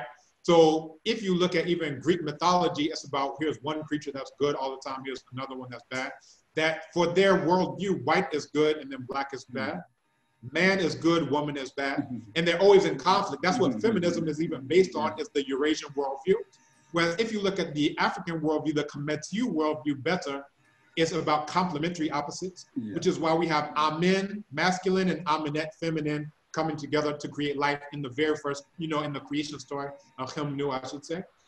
You have Nun and Nawanet to create life, to be the creator. Guess what? To create life. This is the order as it's been since the very beginning of creation, and that's the order as it persists today. So you have Nun and Nawanet, masculine and feminine, completing each other in order to be the creator, right? You have Kek and Keket, He, He, He. You have Shu and Tefnut. You have Geb and you have Nut. You have Alsar, you have Alset. Anytime you have a concept of divinity, it's both masculine, one part, and then feminine, and they come together to create life because it's based on reality, whereas Eurasian worldview is based on what's abstract, what's fictional, you know, it's based on what's alienated. So here you have something that's supposed to be a male that's creating life. Now, look at how not reality that is. Have you ever seen a male sit somewhere and give birth to a baby by himself? This is what lets you know it's based on lies, falsehood, fraud, deceit, and isfet. So our worldview is based on reality and it affirms that reality. The Amu worldview is based on a negation of reality because they're in a place where they're in a cave with very few resources. So they say nature is against me, so guess what? I'm against nature. And every creation that they've ever come up with since then has been another iteration of the same thing. So if you look at their writing system, it's not, you can't see a bird in it. You can't go outside and pick the letter B from a tree or anything. It's cut off from reality, right? However, if you look at where, well, one, their writing systems are derived from Medu Neter, but look at how they alienated. The letter D comes from an outstretched open palm in the Latin script, right? So if you read the original Medu Neter as something that exists in reality, if you look at the letter D, you'll never know where it comes from, right? So the Amu have never, to this date, they've never invented their own independent writing system. Every writing system, including the Chinese, which is about 1,500 years after the one that we invented, the very first writing system. And you can go to actually the Amu themselves who do this archaeological research, Gunther Dreyer. 200 years before writing in Mesopotamia, you find these bone and ivory tags in Kemet, in the south of Kemet, where Black people still are to this day. Even despite the Arab invasion, the Black people are still exactly in the same place where they were when they invented it, right? So all of this is just to say, if you look at their worldview, it's all one. If you look at our worldview, it's all one. And it's about who we are as Kemetiu, affirming and reality and nature, as it were. So when this word, the Western world is discussing about racism and slavery, there are things coming up that, you know, slavery was already there in African countries much before the Western world brought them to America or to Europe. So they say like many places like in Africa, in Kenya, in Senegal, in Ghana. Ghana was one of the important places which actually exported slaves. And most of these owners were the black kings or local feudal lords. So how do you explain to this whole thing, which is now being explained? Like there was a Gori Island, there are other places. I visited Gori in Senegal, and I was told that there is a much bigger island in a place in Ghana, also where people used to be taken to Europe and America. So is slavery, and in many places that is still existing in African world. It's still in many parts of Africa, the slavery is still there. So how do you fight against this? How do you bring the whole question as you are defining the new word, though you are tracing it from the ancestry? So how do you bring together, like if ancestry is good, like in India, Dr. Ambedkar said our ancestors, not all the time our past was not all the great, because that is where he differed with the Brahminical literature or Brahminical writing in India, where he said that not everything in the past was so great. There were great things, but not everything. Do you agree, or do you think that, this is all cooked up stories? Very good. So if you look at the very first CDs who arrived in India, they were enslaved by the Arabs, right? And this dates back to 628 CE, right? So this is long before the Western Eurasians came. You have the Southwestern Eurasians enslaving Black people. 600, look at how much earlier that is.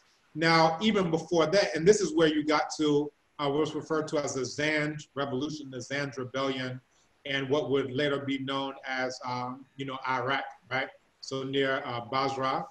And so you have the very first rebellion, at least known, outside of the continent, occurring among those in the Eastern Hemisphere, not the Western Hemisphere. So this is something that we're not very aware of. So that's one. And then two, when you look at the Western Hemisphere, you're looking at the so-called transatlantic. The earliest case of enslavement that you can find among Western Eurasians date to around 1441. And this is when Dom Henrique, called Prince Henry the Navigator, he actually sent his subjects out, right, in order for the express purpose of capturing Black people, right? Not selling of any indigenous rulers, but actually to go out and capture Black people, right? So this is something that's very well documented by the Amu themselves. But even long before that, you have what are referred to as the Hakau Khasut. And these are in modern English referred to as the Hyksos. And when you read Imahu Manetho, this is the traditional spiritualists who transcribed the history of Kemet for the Greek invaders. So we taught the Greeks came as invaders. There's a lesson in there for us as Kemetu, right? That according to him, the Hyksos, right, they came in as invaders. And what they did is that they burned down the temples of the indigenous people, the Hut Netcheru, and then they led off the women and children into enslavement. Now, this is around 3,500 years ago, right? In all three cases, the first cases of all three that I'm talking about are Amu coming in and intentionally raping, ravishing, and taking by force the indigenous Black people, right? So whether we're talking about the Arabs, that specific date of 628 CE, this is by force, ripping away someone's child, right? Ripping away someone's father, ripping away someone's mother, and taking them to India, right? Before that, we can look at, the Hakau Khasut, right? These Southwestern Eurasians, who we would now refer to as Arabs, coming in, raping, pillaging, and plundering. The Amu did this against the Kemetu. And what's interesting is that they also said, this is according to Manetho, you can find this in the writings of Josephus Flavius in his book Against Apion, or Contra Apion as the text goes. It talks about them coming in by force and raping, ravishing, pillaging, and plundering, bringing death and destruction to the Black people, right? This is the first case of that documented. And it also led to the first war of Kemetu liberation. So we talk about Pan-Africanism and Black liberation struggles and so forth. We date that from the 1900s. I'm like, this means you haven't read anything. If you do that, it means you haven't read anything through no fault of your own, because that's what the Amu do, is make sure that we don't have access to these documents and resources. But again, you have this over 3,500 years ago, and you can read the stela, the two stela of Nesu Kamos, Sarah Kamos, K-A-M-O-S-E, and it's the exact same Amu who do the translation. They just falsify reality by keeping it away from you. They do that for their internal reference, but you're not supposed to be able to read Medu Neter. But guess what? Some of us are literate, and we're making this very much known.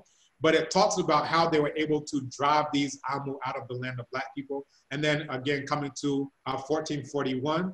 And in the Western Hemisphere, the rebellion was 1526. This is San Miguel de Guadalupe, right? And this is in what would eventually become the United States and what's now South Carolina, right? And here you have Black people who drove out the Spaniards. And that's the reason why the Spaniards weren't able to get a foothold, is because of the successful rebellion of the Black people who drove them away. And then, of course, now the British got theirs, and then 1619 becomes a date. But people think about 1619 as a landmark date, but they need to be thinking about 1526, because that's just short of a century before that. And this is the actual history of our, Black ancestors. Now, to come to your point about glory and this, that, and third, there's a very significant passage in the stela of Nesu Kamos, Sarah Kamos, that I mentioned before, in their campaign to drive out the Hyksos, the Hyksos. And in it, it talks about Teti, son of Pepi, who made Neferusi, which is a town there, as a nest for the Amu. So he himself qualifies as Kemeti, right? He himself is a Black person phenotypically and genotypically, but what he did is he allowed the Amu to have a nest in his town. Rather than trying to drive them out, he allowed them to basically establish a base of operations there in Neferusi. And what Sarah Kamos had to do is he said, I'm going to confront the Amu and I'm going to slit his belly open, right? He said, I will not let you tread the ground without my being upon you, O miserable right? So he like goes on. It's like one of my favorite, probably my favorite text, bar none, throughout the entire history of Kemet. And I've read hundreds and hundreds and hundreds of texts. It's my favorite text because it tells us what to do about race traitors, right? Anti-Black people who qualify genotypically and phenotypically as Black, but who have sold out Black people. It tells us what to do about them.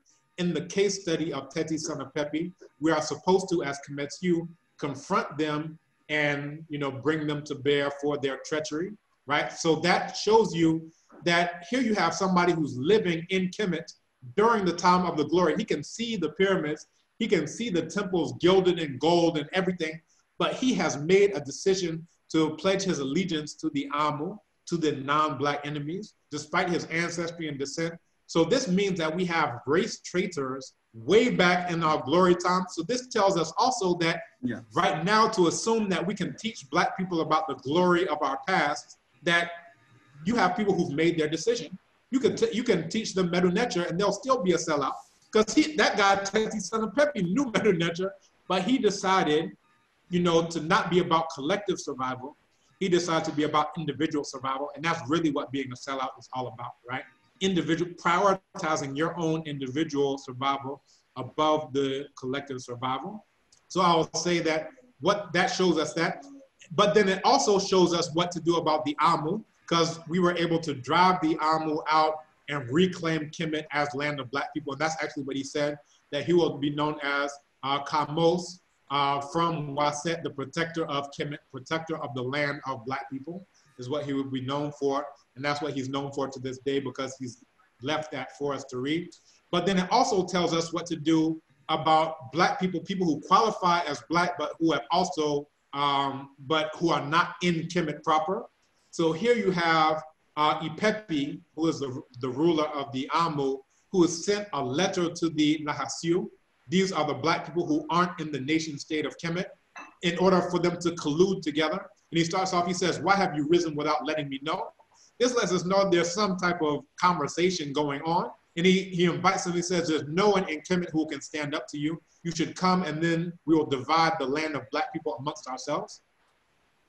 The reason why we know about that letter is Sarah Kamos fortunately was able to intercept that letter. And he says, the big plans that you have were not able to come to pass. So then after driving out the Amo, he's able to now confront the Nahasyu, these who qualify genotypically and phenotypically as Black, but have no allegiance to the Black people, the land of Black people. And then he's able to defeat them and then bring them back into the fold of Kemet, the land of Black people. So from that single text, actually those two texts, the two stela, so-called Carnarvon tablets, and then the second stela, it tells us everything that we need to do in terms of social theory. It tells us what we need to do about our internal enemies who are Black. It tells us what to do with our external enemies who are Black. It tells us what to do with our internal, those who had invaded into Kemet who are non-Black. And then it also tells us what to do about our external enemies who are non-Black. So all of our social theory need not come from Marx or Engels or Adam Smith or any other. All of our social theory can come entirely from those texts. So it's a very interesting point. Like if you see Africa as a whole, African people are more close to nature, forest, natural resources, water, and also the governance system was a collective, mostly the collective. So do you think the colonization process, the colonizer created the governance model or the so-called democracy, like the imported democracy that we have, corrupted the leadership, built the individual as a heroes, as you have mentioned about America? Is the democratic setup that we have inherited from the colonials is corrupted? And if that is so, then what is the indigenous model of democracy that you think that could bring the glory back to Africans? Very good. So, very good questions. One, if we look at the indigenous model, there's a good book called Mbongi. The subtitle is Eureka for the African Political Crisis. And what it does, it goes into the people of Congo, their political system, and how it's built from its very core against corruption. So if you look at, imported economic system and political system by the Amu, right, in more recent times, our colonial enemies, that those were set up and designed so that they could take out the resources without having to answer to anyone, right? So if you have a parliament, if you have if you have a district council, whatever, all of it is set up that we take your gold and we're not answerable to you. We've retained that exact same system, and it's working the exact same way that it was designed to do, where you take out the resources without answering to anyone. If you take a so-called white person and remove them, and then you put a Black person into the system that's designed to rape, pillage, and plunder, guess what? It's going to work the same way. I say the example would be like, let's say you have a white refrigerator, right? It's designed to cool things down. That's what it's designed to do. And there are white parts in it. Let's say you take out that white part and replace it. You don't even replace it. You just paint that white part black and you put it back in, you fasten it in. It's going to do the exact same job because that's what it's designed to do, right? So it's not like democracy or demon crazy, as some people call it, is broken. It's doing exactly what it's designed to do. It's not that the political system is broken. It's doing what it was designed to do. It would be like saying, oh, this gun is broken because it shot the intended target. Well, guess what? It was engineered and designed to shoot the intended target, right? You may not like the outcome because you got shot, but it's doing exactly what it's designed to do. Whereas in the Mbongi political system, they have what's called mfundu. And what the mfundu is it's essentially a commission of 3 to 5 people usually, where these people are selected in order to deal with whatever the issue is. So let's say that we need to clear the paths, right? We need to clear the paths because they're getting overrun, or it could be something much more serious. All right, there's been a murder, whatever the case may be, that we need to resolve this issue. So you bring these 3 to 5 people, but then there's also the witnesses to Mfundu. This means that we've charged not one person, but that's what we have in the Eurasian model. We have one minister, and the minister can be corrupt because who does the minister answer to, right? Everybody else is under him, so he's corrupt. but then that next person, that the next rung is corrupt, and then that next person, because it's designed to be like that, right? Everybody gets their pieces of pie. But with the Mfundu Commission, which was designed by and for Kometiu, it's designed so that it could never be corrupt because it's not up to one person who's minister, it's up to these 3 to 5 people. So even if you tried to buy off one person, there's very little chance that you can buy off all 3 to the 5 people who are in the Mfundu Commission. But let's say even if you did, now those people are surrounded by the witnesses to the Mfundu. And what the witnesses to Mfundu do is that they look and they make sure that what this commission was set to do, what their objectives that they were set to do, that they actually do it. So they'll hear that this person sounds like they're biased for the one who's accused of stealing or biased for that. And the witnesses will hear that, and then they'll report it back to the entire Mbongi, right? The entire collective, and they will say this Mfundu Commission, and then those people will be disciplined, right? So the system itself is designed by us, for us to resolve it. And that's why the title of the book is Mbongi, a Eureka to the African Political Crisis, because it goes into that, you know, how we actually did it. So again, it goes into all of the donations that these Eurasians give us, whether it's capitalism or socialism or communism. Actually, excuse me, I have another article that I'm working on, and it shows how ultimately it boils down to common ancestry and common descent. And what I'll deal with is anti-Blackness in Russia, anti-Blackness in Cuba, anti-Blackness in the Eastern Bloc. Because you have some people who say, oh, well, those white people are mean, but these white people are good, right? Absolutely. And it's like all you're doing, it's like these white people say flowery stuff that sounds good. Meanwhile, they're mistreating Black people.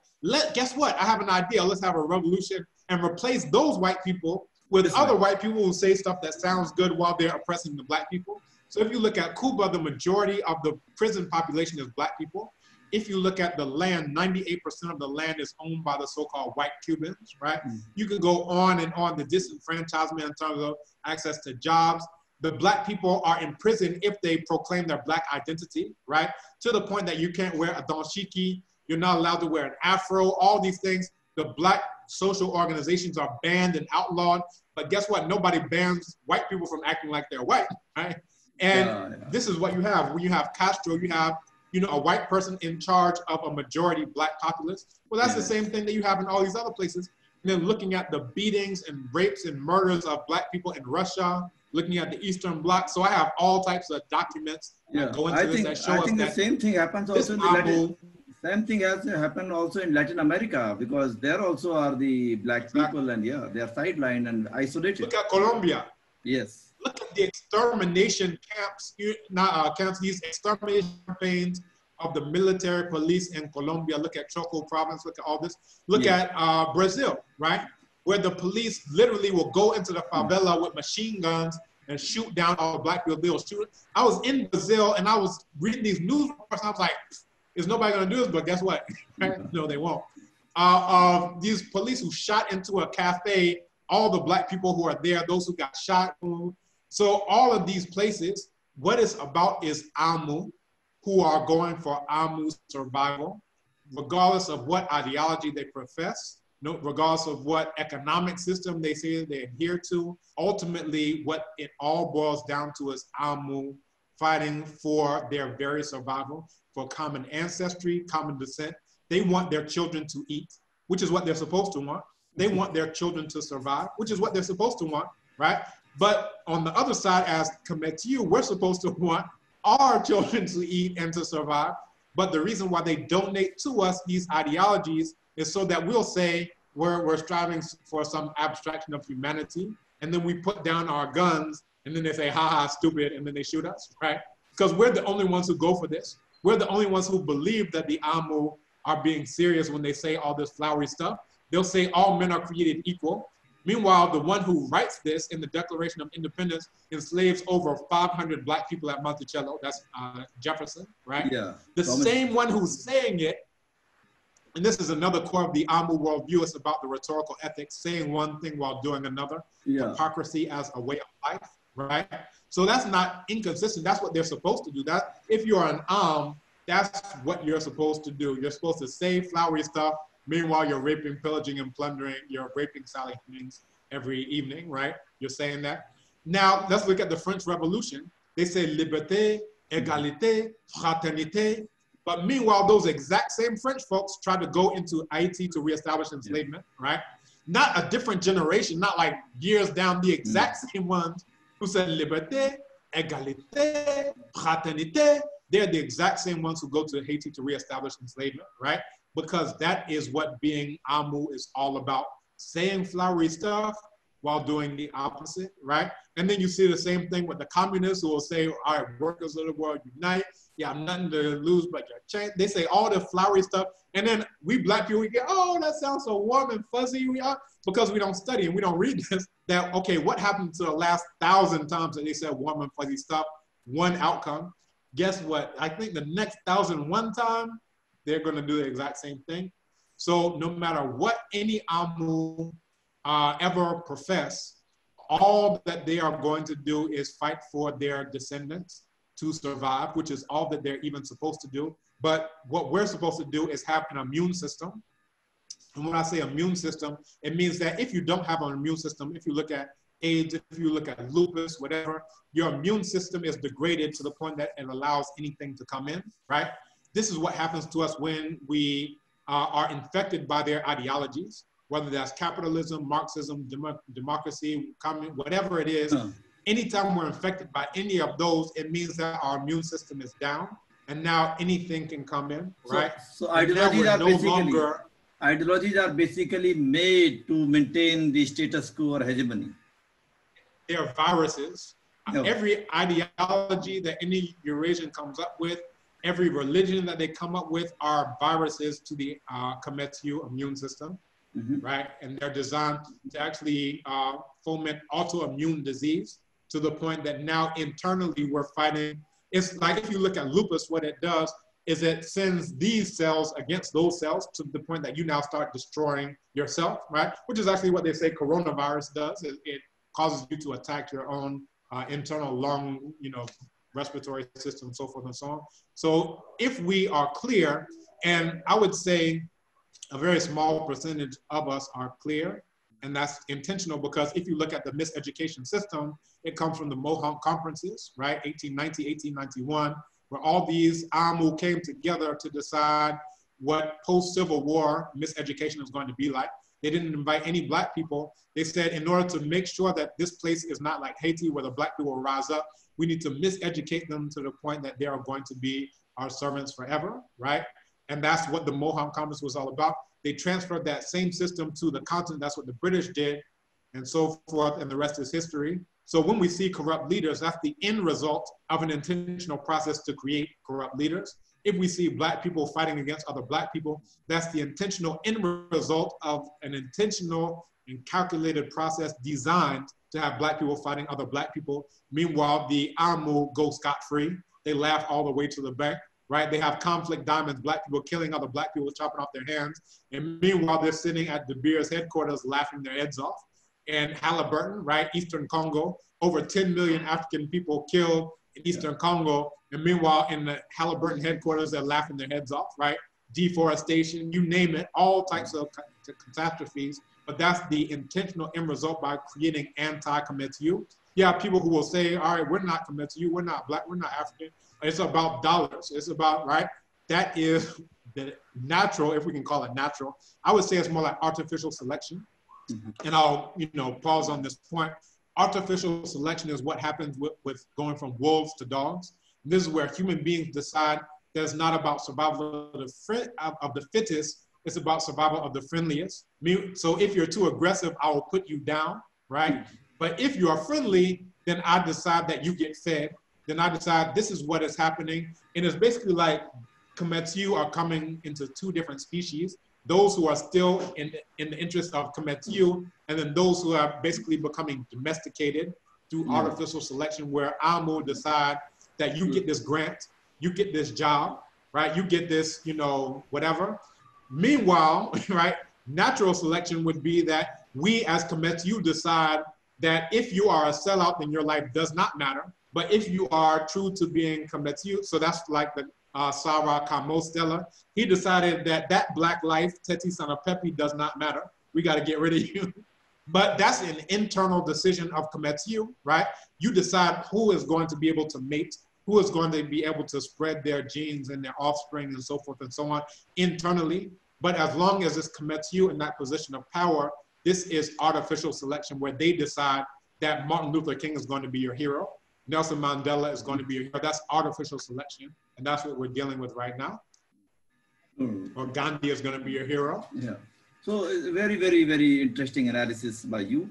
Now, in terms of India, I just wanted to come, you have, I read about your article about Dr. Ambedkar.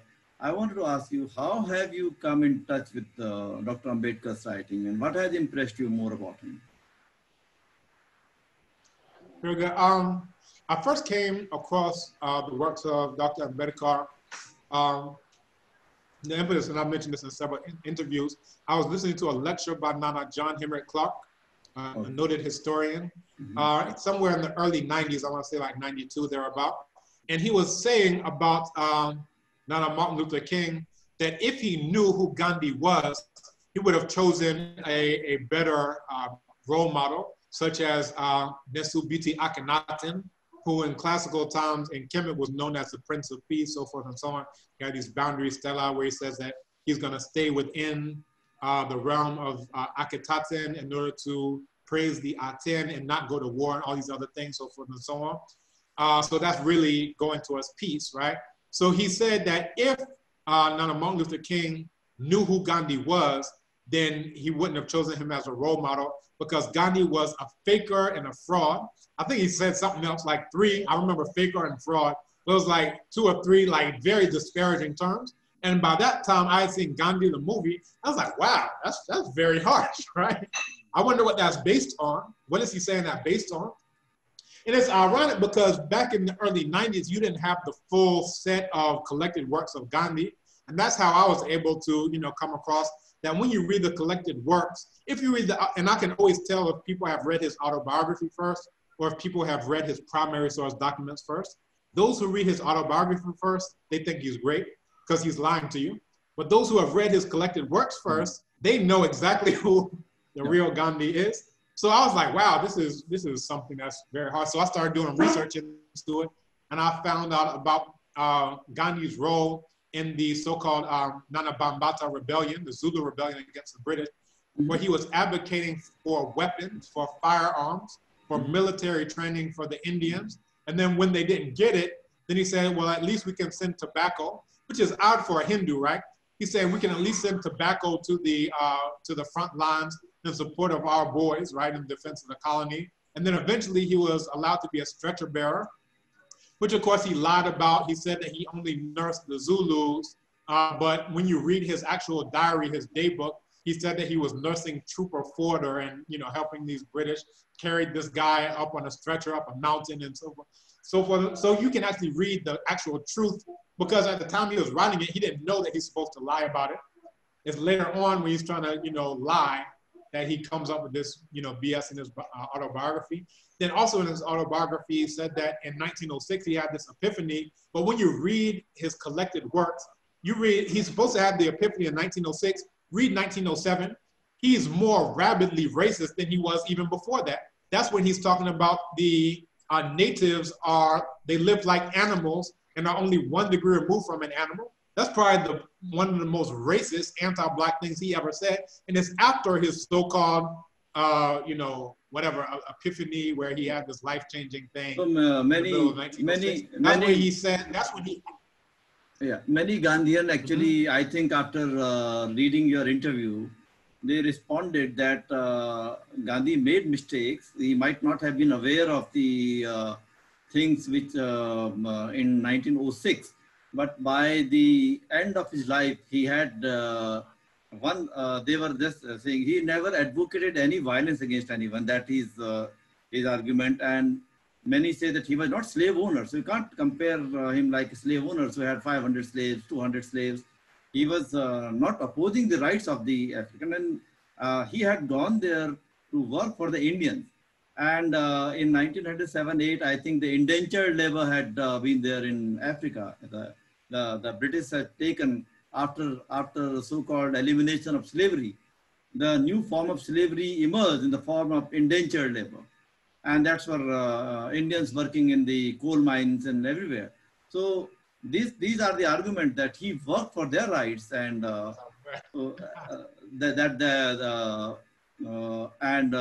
he might have not been aware of what all these things are, or maybe, but as the arguments goes on, that by the end of his life, he was very, very, like, he experimented the political tool, or what so-called non-violence, and bringing all people together, and he was not spewing venom against anyone.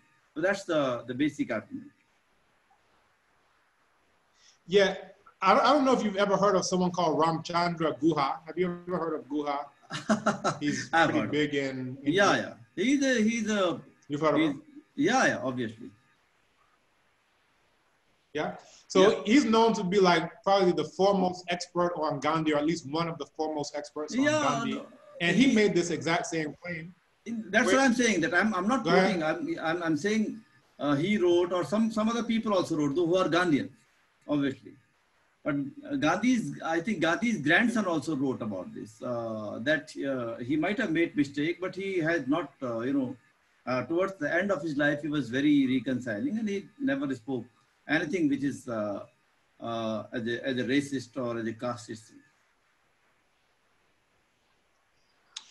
This is where I'm coming to. So Ramachandra Guha said by the time he was in his mid-30s, Gandhi no longer spoke of Africans as inferior to Indians. So mid-30s, so that's what the article, I don't know if you've seen it, but the print.in. And what I did is, one, I looked at what Gandhi himself said, was that this thus brahmacharya, which I had been observing willy-nilly, brahmacharya, which I had been observing willy-nilly since 1900, was sealed with a vow in the middle of 1906. That's according to Satyagraha in South Africa. So what I did is I looked at his quotes and his actions from 1906 on exclusively, right? So what I did is, all right, so in that he was 36 years old at the time that he was saying this, right? So in 1906, May, he's saying that it was a gross injustice to seek to place Indians in the same class as Kafirs. That's what he's saying before, right? Then he says, thanks to the court's decision, only clean Indians or colored people other than Kafirs can now travel by the trams, right? So this is again. So now by November of 1906, he is still just as racist. And again, this is in his mid-30s. So we're already debunking Guha, who's saying that by his mid-30s he changed. So I want to go through this systematically, and I'll come to the end of his life and all of this. But now, so November 1906, he says the Boer man refused to recognize the evident and sharp distinction that undoubtedly exists between British Indians and the Kafir races in South Africa. He says if registration is made compulsory, this is now 12 July 1907. He says if registration is made compulsory, there will be no difference between Indians and Kafirs. December 1907, he says the Indian in the Transvaal is indiscriminately dubbed coolie, which is what you're referring to earlier, right? One hears even in official circles such expressions as coolie lawyer, coolie doctor, coolie merchant. His women are coolie Marys. He has even denied the not so obvious privilege of riding in the same municipal tram cars and government railway carriages as his white fellow colonists. That's to quote him, right? He says his children are afforded no facilities for education except they attend the schools set apart for Kafirs, right? Now he's saying this when he is 38 years old, so we've already gone past his mid-30s. So Guha's hypothesis, right, of by the time he's in his mid-30s has already been disproved, but we'll continue on to show that this change that he's lying about was not a change. So again, 12 December 1907, he says compulsory registration is recognized as signifying nothing less than the reduction of British Indians to the status of a Kafir, right? 1907, again, he says, Kafirs are as a rule uncivilized, the convicts even more so. They are troublesome, very dirty, and live almost like animals. So it's saying, as a rule, all of us are uncivilized, right? That's a rule. I don't know where he got the rule book from, but all of us are uncivilized, and then others are like animals. This is after his brahmacharya vow, right? This is after his epiphany that he lied about later, right? And again, it's after his mid-30s. He says the reader can easily imagine the plight of the poor Indian thrown into such company. By 1908, he says the British rulers take us to be so lowly and ignorant that they assume that, like the Kafirs, who can be pleased with toys and pins, we can also be fobbed off with trinkets. This is 1908 now, right? Again, March 1908, 7th March 1908, he says, many of the native prisoners are only 1 degree removed from the animal and often created rows and fought among themselves in their cells, right? 3rd July 1908, he says, we were then marched off to a prison intended for Kafirs. There our garments were stamped with the letter N, which meant we were being classed with the natives. We were all prepared for hardships, but not quite for this experience. We could understand not being classed with the whites, but to be placed on the same level with the natives seemed too much to put up with. Yeah. Again, 21st March 1908, he says, there's nothing for it but to let us ourselves be classed with the Kafirs. So he's in prison because he's agitating and advocating for Indian rights, but he's very much against the Kafirs, right? Yeah, basically he's he says, separation from the black people. Exactly, and he's disparaging the black people. So his brahmacharya that he said was his epiphany was something he didn't think of until much later, because he obviously didn't think of it as he was living with black people who he seemed to think that our born name is Kafir. He's never calling us Zulus or Amakosa or anything else. Yeah. Our name apparently is Kafir, right? Even though he doesn't want to be called Coolie, because he knows that that's a disparaging term. In the exact same paragraph, he's calling us Kafirs, right? But I'll continue. He says, I have though resolved in my mind on an agitation to ensure that Indian prisoners are not lodged with Kafirs or others. And now he's talking about how he instituted what would later be known as apartheid, which is really just the caste system transplanted into South Africa. He's 39 when he wrote this. He says, there was urgent need for separate laboratories for Indians, 39, so not mid-30s, which Guha was lying about, right? Or perhaps he was just ignorant of.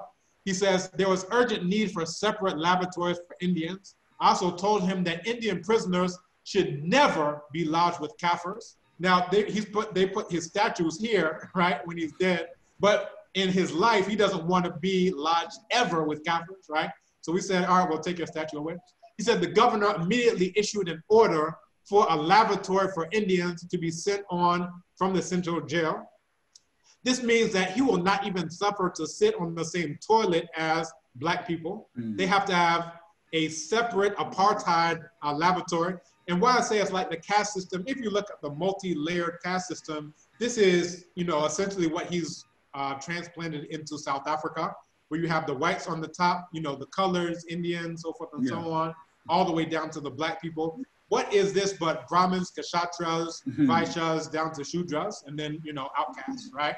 This is what he's given. Before it's that we rule and everybody else is under us, he's giving us this nuanced thing that ended up being called apartheid. Long before there's even a word apartheid, this is the child of his own imagination now, or let's say Hindu, upper caste Hindu imagination. 30th January 1909, he says, first, why should we bear such hardships, submit ourselves, for instance, to the restrictions of jail life, wear coarse and ungainly dress, eat food which is hardly food, starve ourselves, suffer being kicked by the water, live among Kafirs, better die than suffer this. So he'd rather die than live among Kafirs, right? So again, we're going to go into his 40s. He says, we were locked up with the Kafirs. There was not a single European officer who described us as Indians. We were called Samis or Coolies, right? Again, we're coming through into 1909. October 1909, just a few days after his birthday, he says, we do not dare get the food we are used to, and we are classified with the Kafirs. So it should be noted that Gandhi lived to 78, and at the time of the preceding quote, he was 40, making him middle-aged and certainly not in his mid-30s as asserted by Guha, right? So this is disingenuous. They say that he was just anti-black when he was young, but here he is in his, he's now 40, right? He's now, not in his mid-30s, but he's as anti-black and pro-Indo-Aryan as he ever was, right? 2nd December 1910, he says, Some Indians do have contacts with Kaffir women. I think such contacts are fraught with grave danger. Indians would do well to avoid them altogether. 1911, he says, if the regulations provide for Kaffir police, we can fight the regulations. 1913, he says, I saw it reported, this is 25th October, this is the year before he's going to leave Umzansi. This means for the entirety of his entire life in South Africa, he's against Black people. Every single year through his entire life in South Africa, he's against the Black people there. He says, I saw it reported that we might even ask the Kaffirs to strike, but such is not our intention at all, right? So he's still against the Kaffirs the very year before he's about to leave. And this is why this is important. And this is how it comes to Baba Saheb Ambedkar, that what he did is not have a change of heart. He just turned his anti-Blackness from being anti-Black against the continental Africans to being anti-Black against the Black people there in India, which is how we need to understand the Pune Pact, which is how we need to understand his fast unto the death, when they had the Chowdar Satyagraha, right, led by Dr. Ambedkar, while he spoke. Yes, so you had the Chowdar tank, right? Yeah. Some refer to it as that because that's where they were. Yeah, Chowdar, right? Chowdar So, tank. very good. So this is where you have Gandhi speaking in very harsh terms about it. And he says that this is not Satyagraha, this is Duragraha, this devilish force, because you are fighting against your kith and kin. But look at the rhetorical ethic, right? The rhetorical ethic is that he's willing to fight against the Dalits when they're trying to get their rights. He's willing to have a Satyagraha, he's willing to fast unto the death to prevent them from getting their rights. But then when it's the Dalits who are trying to do a Satyagraha to get their rights, he is speaking in very condemnatory terms.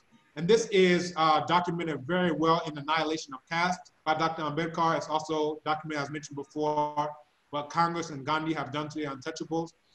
So there's no change of heart for Gandhi. What you see, and the way that you need to understand this, or not you specifically, but in general, is that this is the Eurasian rhetorical ethic at its very worst, which is saying one thing and doing another. Saying his heart, so later in life, he said his heart was with the Zulus, but when you read what he was actually writing at the time contemporarily, he was tooth and nail fighting for firearms to shoot down the Zulus, which is why I said it's very much like Colonel Reginald Dyer, right? The only difference between Dyer and Gandhi is opportunity, that Gandhi was agitating to get weapons to shoot down the Black people, but he wasn't given the opportunity. Dyer was agitating for the same thing, and he was given the opportunity. And this is why I made the point that it would be like if Ghana said, we're gonna send a statue of Colonel Reginald Dyer to India, right? Because we're all part of the Commonwealth, right? Meanwhile, he was very much against the Black people there, right? As well as everybody else there. So this is the parallel, that we should not suffer a statue of someone who is against Black people just because it's coming from India anymore. Then India should take a slap in the face in terms of a statue like that being sent by Ghana, right? And much less to put it as an institution of higher learning, it means that either India thinks that there are no researchers, because I'm a senior research fellow, all I do is research. I'm paid to do nothing but research, which is why I know a lot of this stuff, right? But imagine sending a statue of someone who is tooth and nail against Black people throughout his entire life, right? Whether that's the Black people of Africa, Kemet, as it should be, or the Black people of India. He's against Black people throughout his entire life, which is why Dr. Ambedkar said that he is the worst enemy of Black people. He actually tried to do a backroom deal with what he referred to as the Muslimans, where he was trying to get the Muslims in order to separate themselves from the Dalits, right? And he said that he would be willing, this is Gandhi now, he would be willing to give the Muslims anything just so that they would not join forces with the Dalits, right?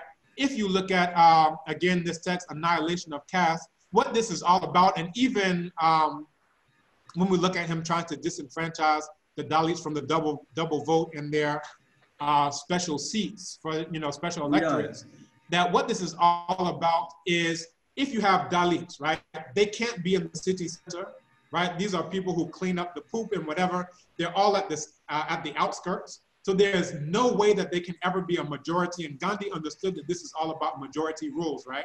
So what he needs to do is make sure that the Dalits can never come together, just like the colonial enemies here, divide and conquer, right? Divide and rule, to make sure the Dalits can never come together as one bloc. He's willing to do everything to prevent that, from doing backroom deals with the Muslims, and then later on, you know, the partition of Pakistan, so forth and so on. All of that is about cementing upper caste Hindu power in the face of anybody else, specifically the Black people, and specifically the indigenous people of India, right? So that's what it's all about. That's Gandhi's only thing. It's about being pro-Indo-Aryan throughout his entire life. It's about being anti-Black throughout his entire life, whether he is in India, whether he is in, you know, Umzansi, wherever he is. Look, and I'll put it like this. It's very much like The Prince and Machiavelli, for those who may be familiar. And what it deals with is being duplicitous, right? It's really one of the few texts where Eurasians actually are truthful because they're truthful about being duplicitous, right? It says, say this, but actually do that, right? And this is really, that really sums up Gandhi's entire life, because what it's about is saying flowery things. And let's look at this. He is supposedly about nonviolence, but he supported in some way, shape, or form every single war throughout his entire lifetime. The Bambata Rebellion, he himself was agitating for firearms, right? Later on, World War I, he's saying, think well and get drafted. And if the British fight, you know, we can fight the British, right? After they have military training that they've gotten from the British. Look at World War II, where he's writing love letters to Hitler, calling him dear friend and so forth, and that Hitler isn't so bad. Now imagine if someone is listening to Gandhi, right? This is Gandhi speaking now. He said that, you know, it looks like Hitler's winning most of his things without much bloodshed. So he's against Black people. That's it in a nutshell. No, that's fine, because if Black people have reason to believe what you have quoted, obviously the Gandhians say that, you know, by 2000 he was not really what Gandhi is today, because after returning to India made him Gandhi, when he traveled all across the country and, you know, met people and developed this whole strategy. Because many of the Black historians or people who actually glorify Gandhi, they say that we loved his, we respect his political movement, you know, all the people. Those aren't historians.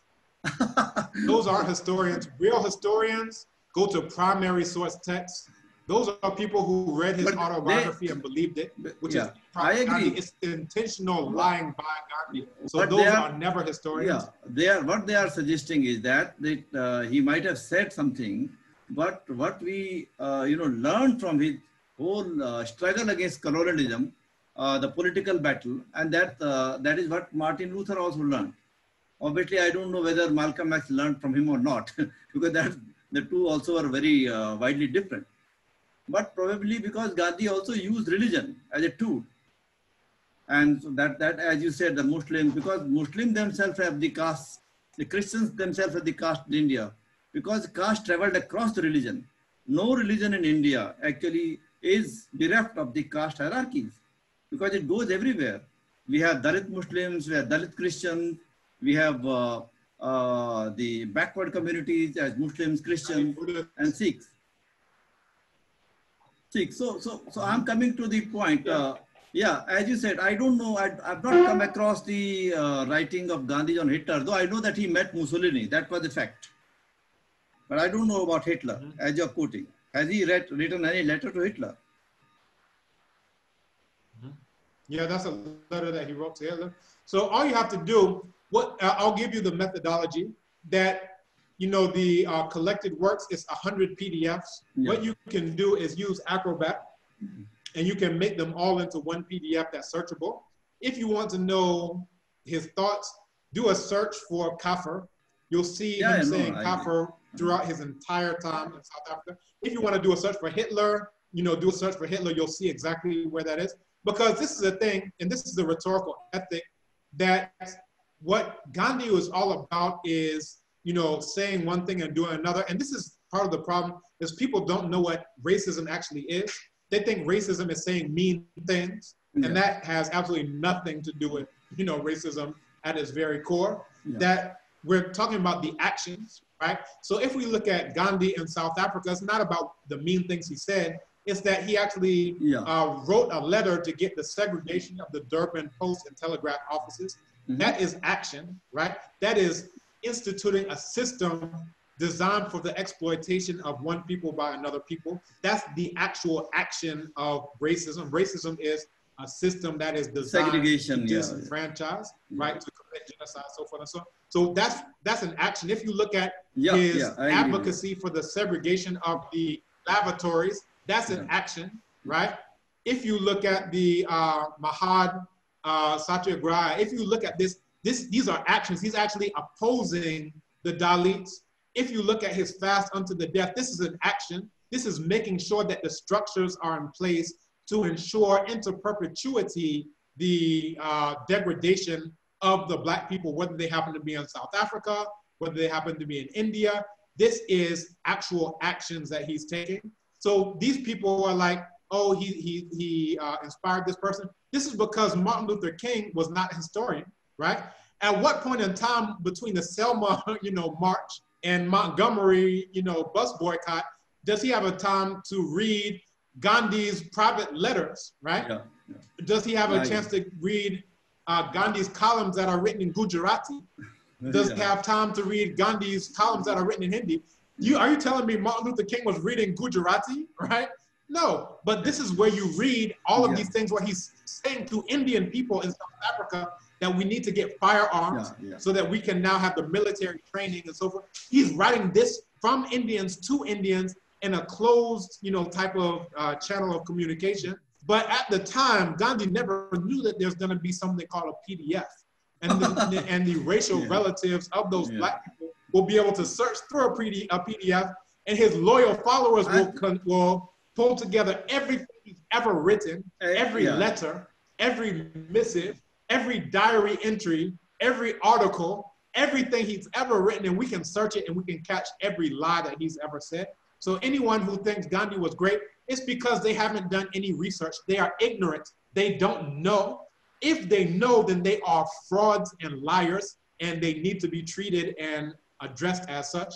The majority of people are ignorant, not in a pejorative sense, but they've never read the primary source text from Gandhi. Those who have read it and are still willing to lie, then they need to be addressed as liars, fraudsters. Okay, so my point is like you have gone through the writings of Dr. Ambedkar. What impressed you most about him? What is the writing? Which writing you loved about Dr. Ambedkar? Yeah, what I see, so this analysis that I'm coming with is not unique to me. It's actually Dr. Ambedkar's analysis in terms of why Gandhi was doing what he's doing. And it's also when you read recently Arundhati Roy, she brings forth that same analysis in the intro to Annihilation of Caste, that is really about demographics. If you understand that power is about majority rule in, quote unquote, post-colonial India, then you understand that I had better get the majority. And part of that is by disenfranchising the Dalits. And Dr. Ambedkar made that exact same analysis, which is why he was fighting for the double vote and the special electorates and all of these things, these special reserved seats for the Dalits, because that's the only way. We can never get, he's thinking like as a Dalit, we can never have a majority because we're at the outskirts of everywhere. It's like gerrymandering already from the outset. So this means there's always going to be upper caste Hindus. We will never have a say.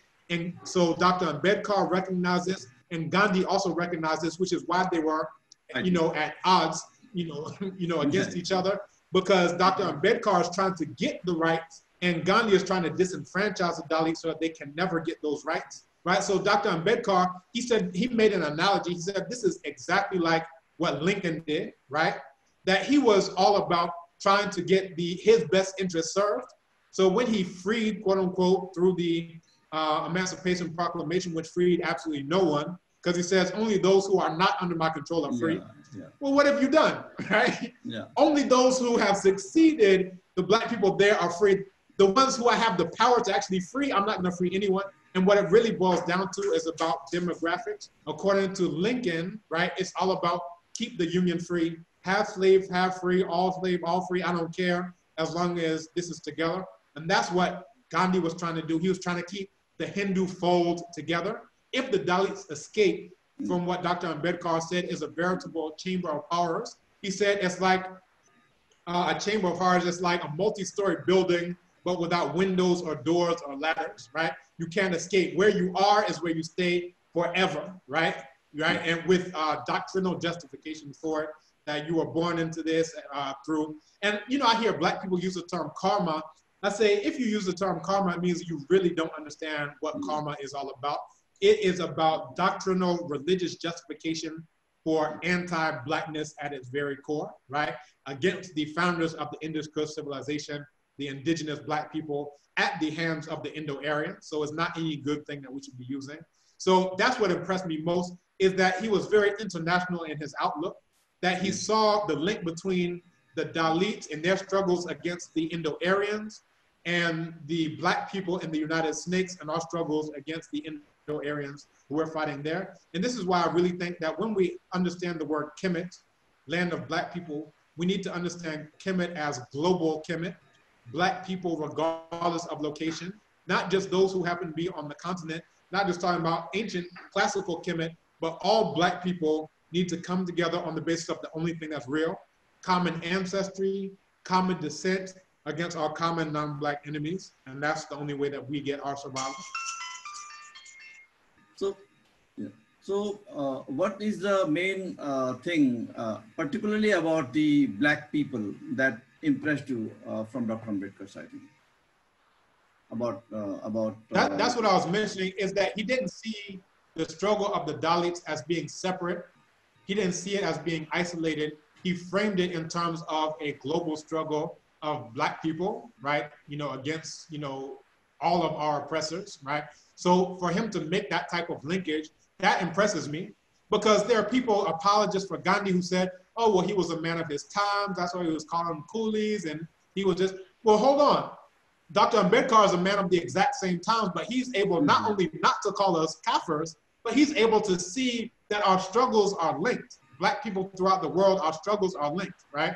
And, you know, when we say Black people, there are Dalits who are very Black, Blacker than people who in the United States would be called Black people, right? If you look at Adam Clayton Powell, people will say he's a Black man. People, if you look at W.E.B. Du Bois, people will say that he's Black as well, right?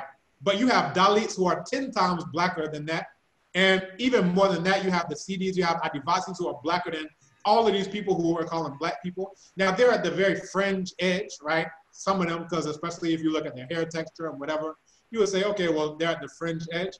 But for us, I think that what really it comes down to is not for us to argue amongst ourselves about the probably cases that are at the borderline, but it's to understand that those cases that are completely clear, that you have Black people, people who are Blacker than anyone in Ghana, who are in South Pacific islands like Mekamui, so-called Bougainville, Blacker than everybody in Ghana put together, you can find them there, because they've been isolated, unlike Ghanaians who had Germans on the east side of Ghana who raped, pillaged, and plundered, who have British, you have people here in Ghana who look just as Black as me, but their last name is Van Vicker or Van der Poy or whatever, and they've kept that name and as a vestige of, look, my ancestor was raped, and look, I have a Dutch in my family, I have a British in my family, I'm Hanson, I'm this, I'm that. So there's a lot more of the whiteness in them versus people who were on an island and stayed isolated for 50,000 years since they got there, you understand? So if we're talking about Black people coming together, you know, the edge cases aside, but even with those edge cases, I say it behooves us to use the same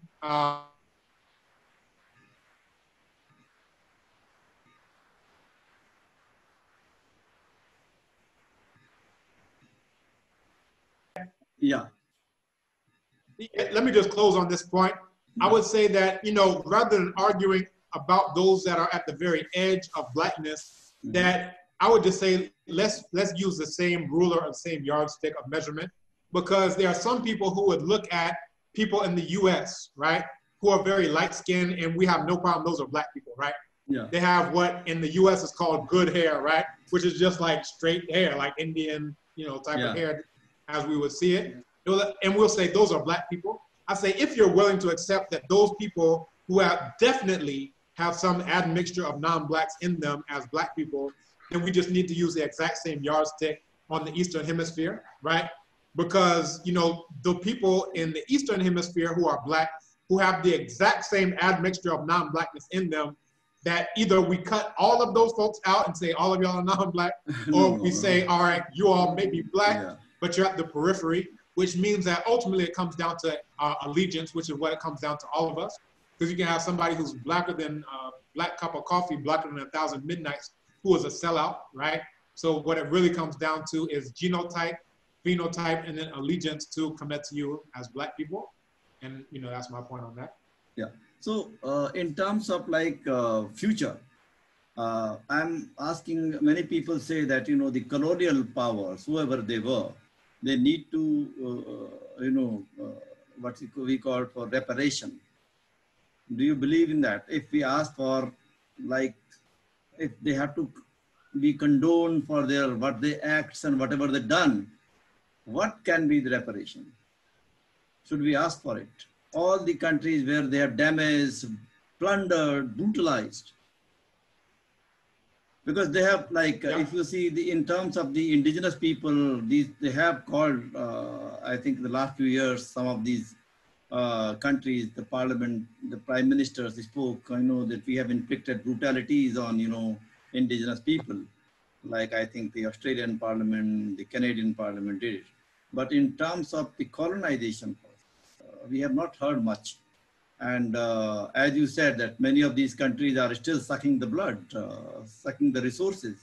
Now through the capitalism, through the naked, you know, controlling the natural resources of our countries, through the private corporations now. Yeah.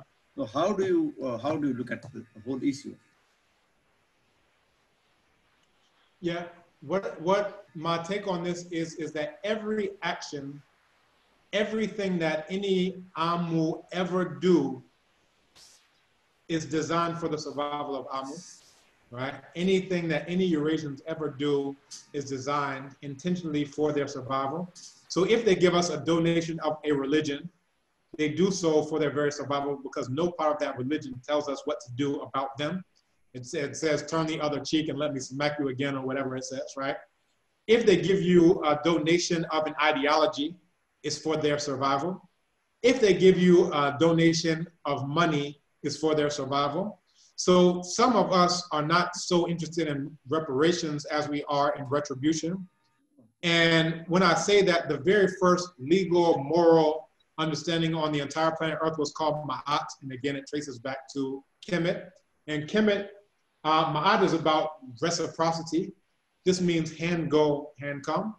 This means that it's not ours as black people to ask Amu for anything, because they're doing exactly what they do. And they're actually doing what they're supposed to do. They're building up their power to ensure the survival of Amu. That's what they're supposed to be doing. In our case, we're not supposed to be asking Amu for anything.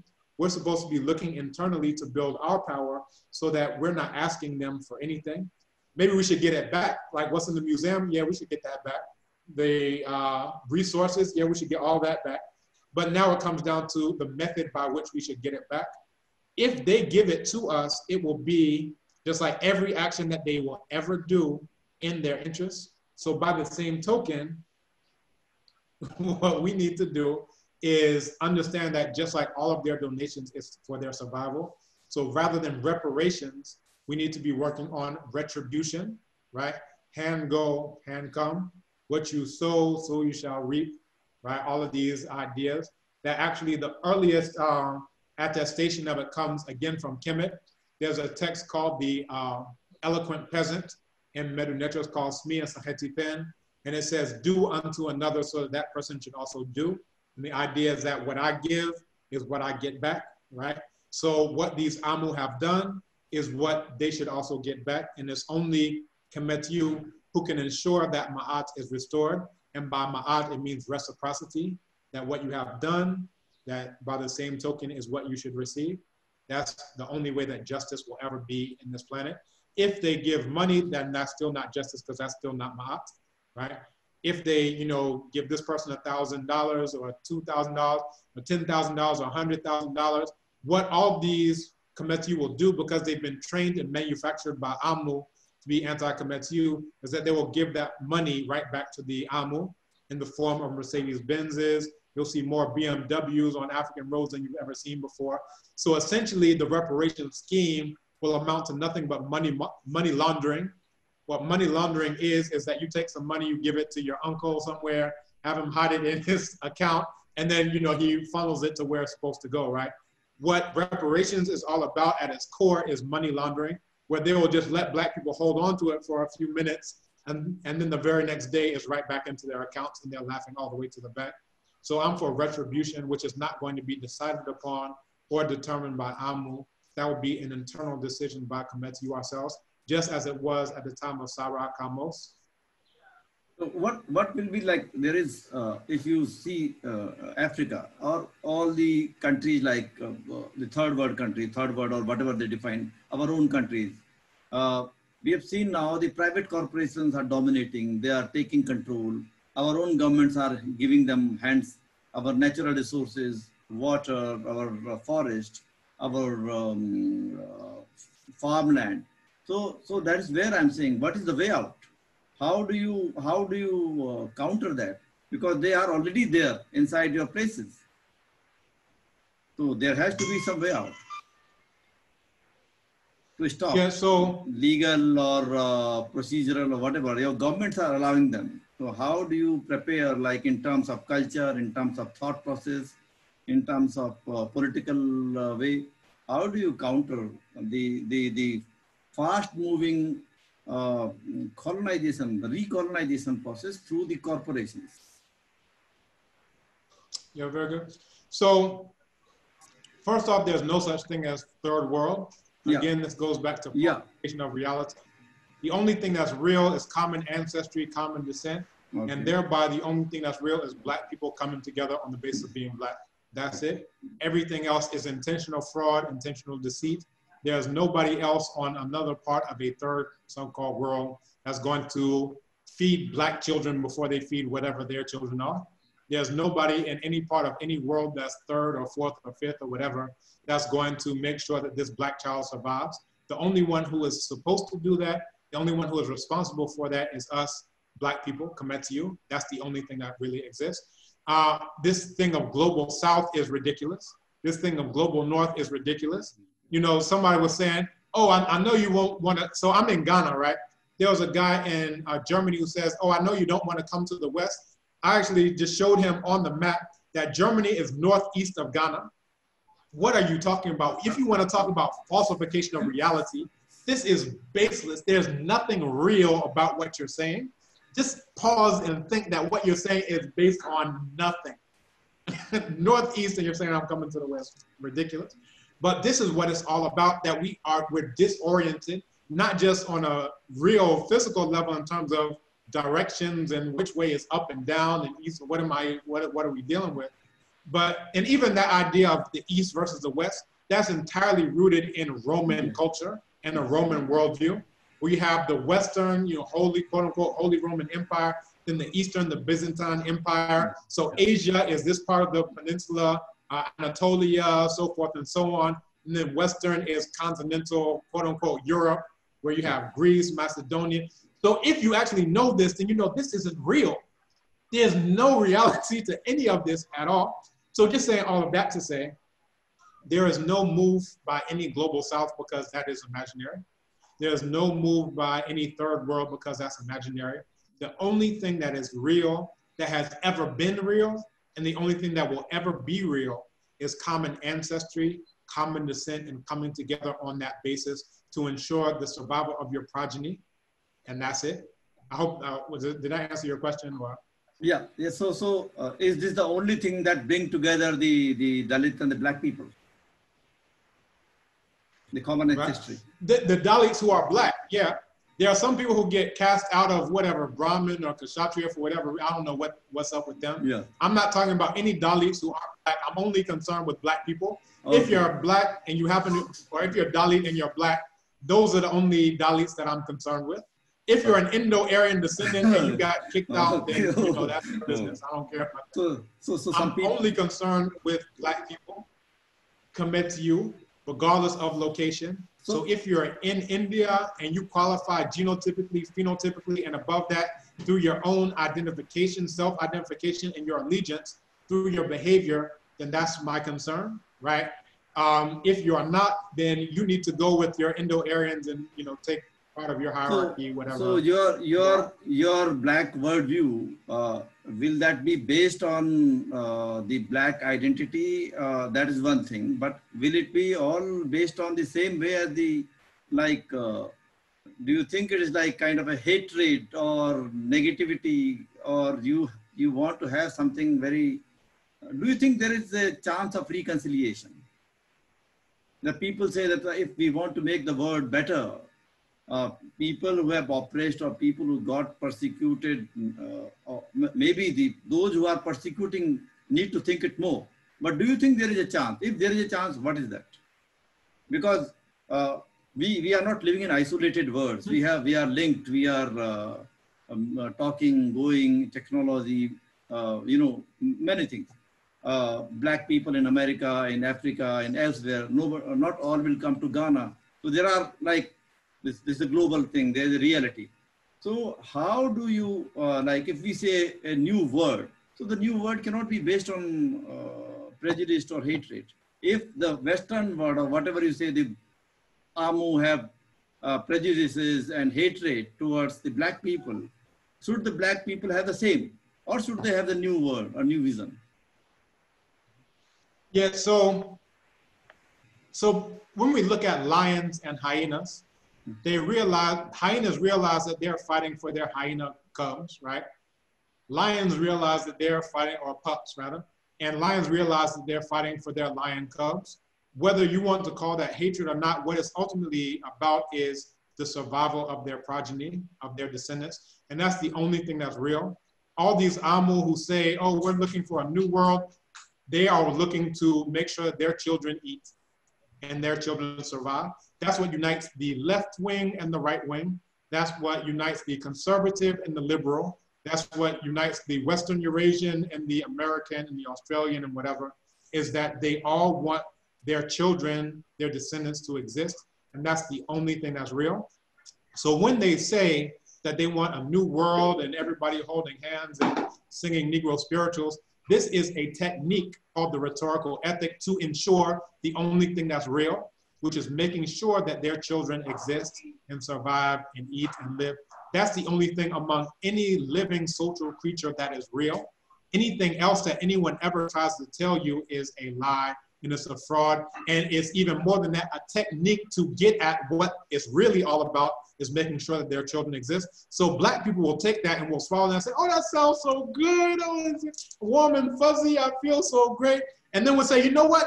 Let me give this loaf of bread to this child, to this Eurasian child. Yeah. Right? So it means we bought into it and it serves the actual goal, which is making sure that their children survive at the expense of our children. That's the only thing that is real. So the Amu, what they operate on is, just as I started off with, falsification of reality, manipulation of imagery. Those are the main two techniques that they use across the board. So anyone who says new world this and hold hands that, all of them are just doing more of the rhetorical ethic, because you see it. Let's look at the US, right? You have Democrats and Republicans. They're supposed to be against each other, right? But they're all on the same page, that none of them are saying, you know what, this land was gotten through ill-gotten gains, right? Yes. Right, through genocide, murder, enslavement. You know what, let's abandon the United States and go back to where we came from. This means that what they all have in common is their collective survival is based on the perpetration and perpetuation of what it is that they've been doing.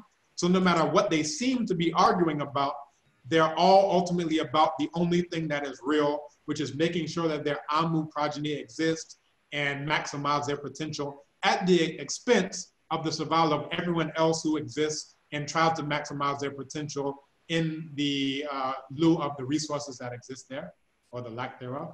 That's the only thing that's real. Anyone else who tells you wrong is defrauding you intentionally to get at the only thing that's actually real. So you feel there is no chance of a reconciliation of existing all the communities or all the people? Or do you think that one will always be against other? I think that when you see lions and zebras reconcile, that is when you will see any other folks reconcile, because what lions and zebras understand is something that all intelligent social creatures understand. And even non-social creatures, they understand it's about common ancestry, common descent, right? Octopi aren't, always the most social creatures, nor are snow leopards, nor are whatever. But they understand that, guess what? We got to procreate. So common ancestry, common descent, I can find one of you and we can get along well enough to procreate, then go our separate ways. So social, non-social, whether it's ants, whether termites, all intelligent social creatures understand this, right?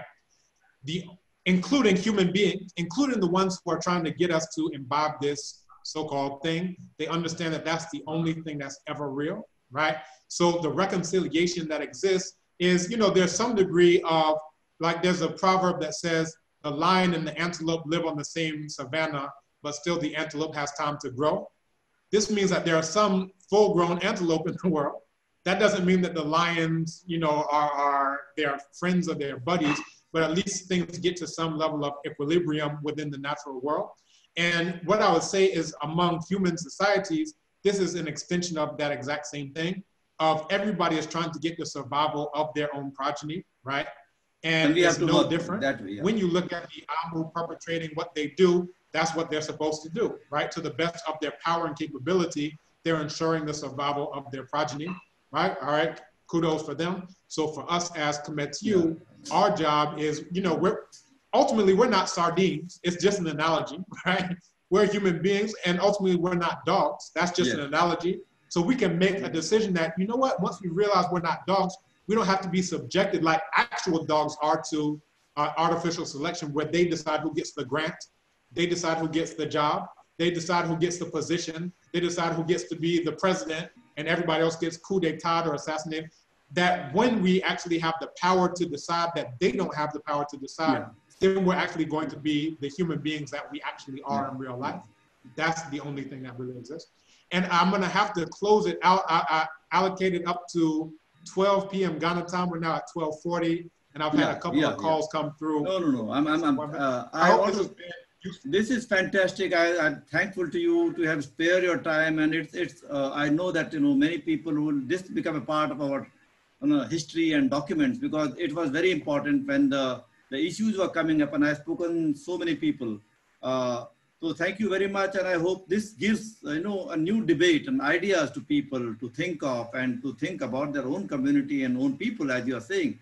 This is really good. So my best wishes to you and your work, and hopefully we'll meet again and share our ideas. So good luck and good wishes for your health. Thank you. All right, appreciate it. Thank you.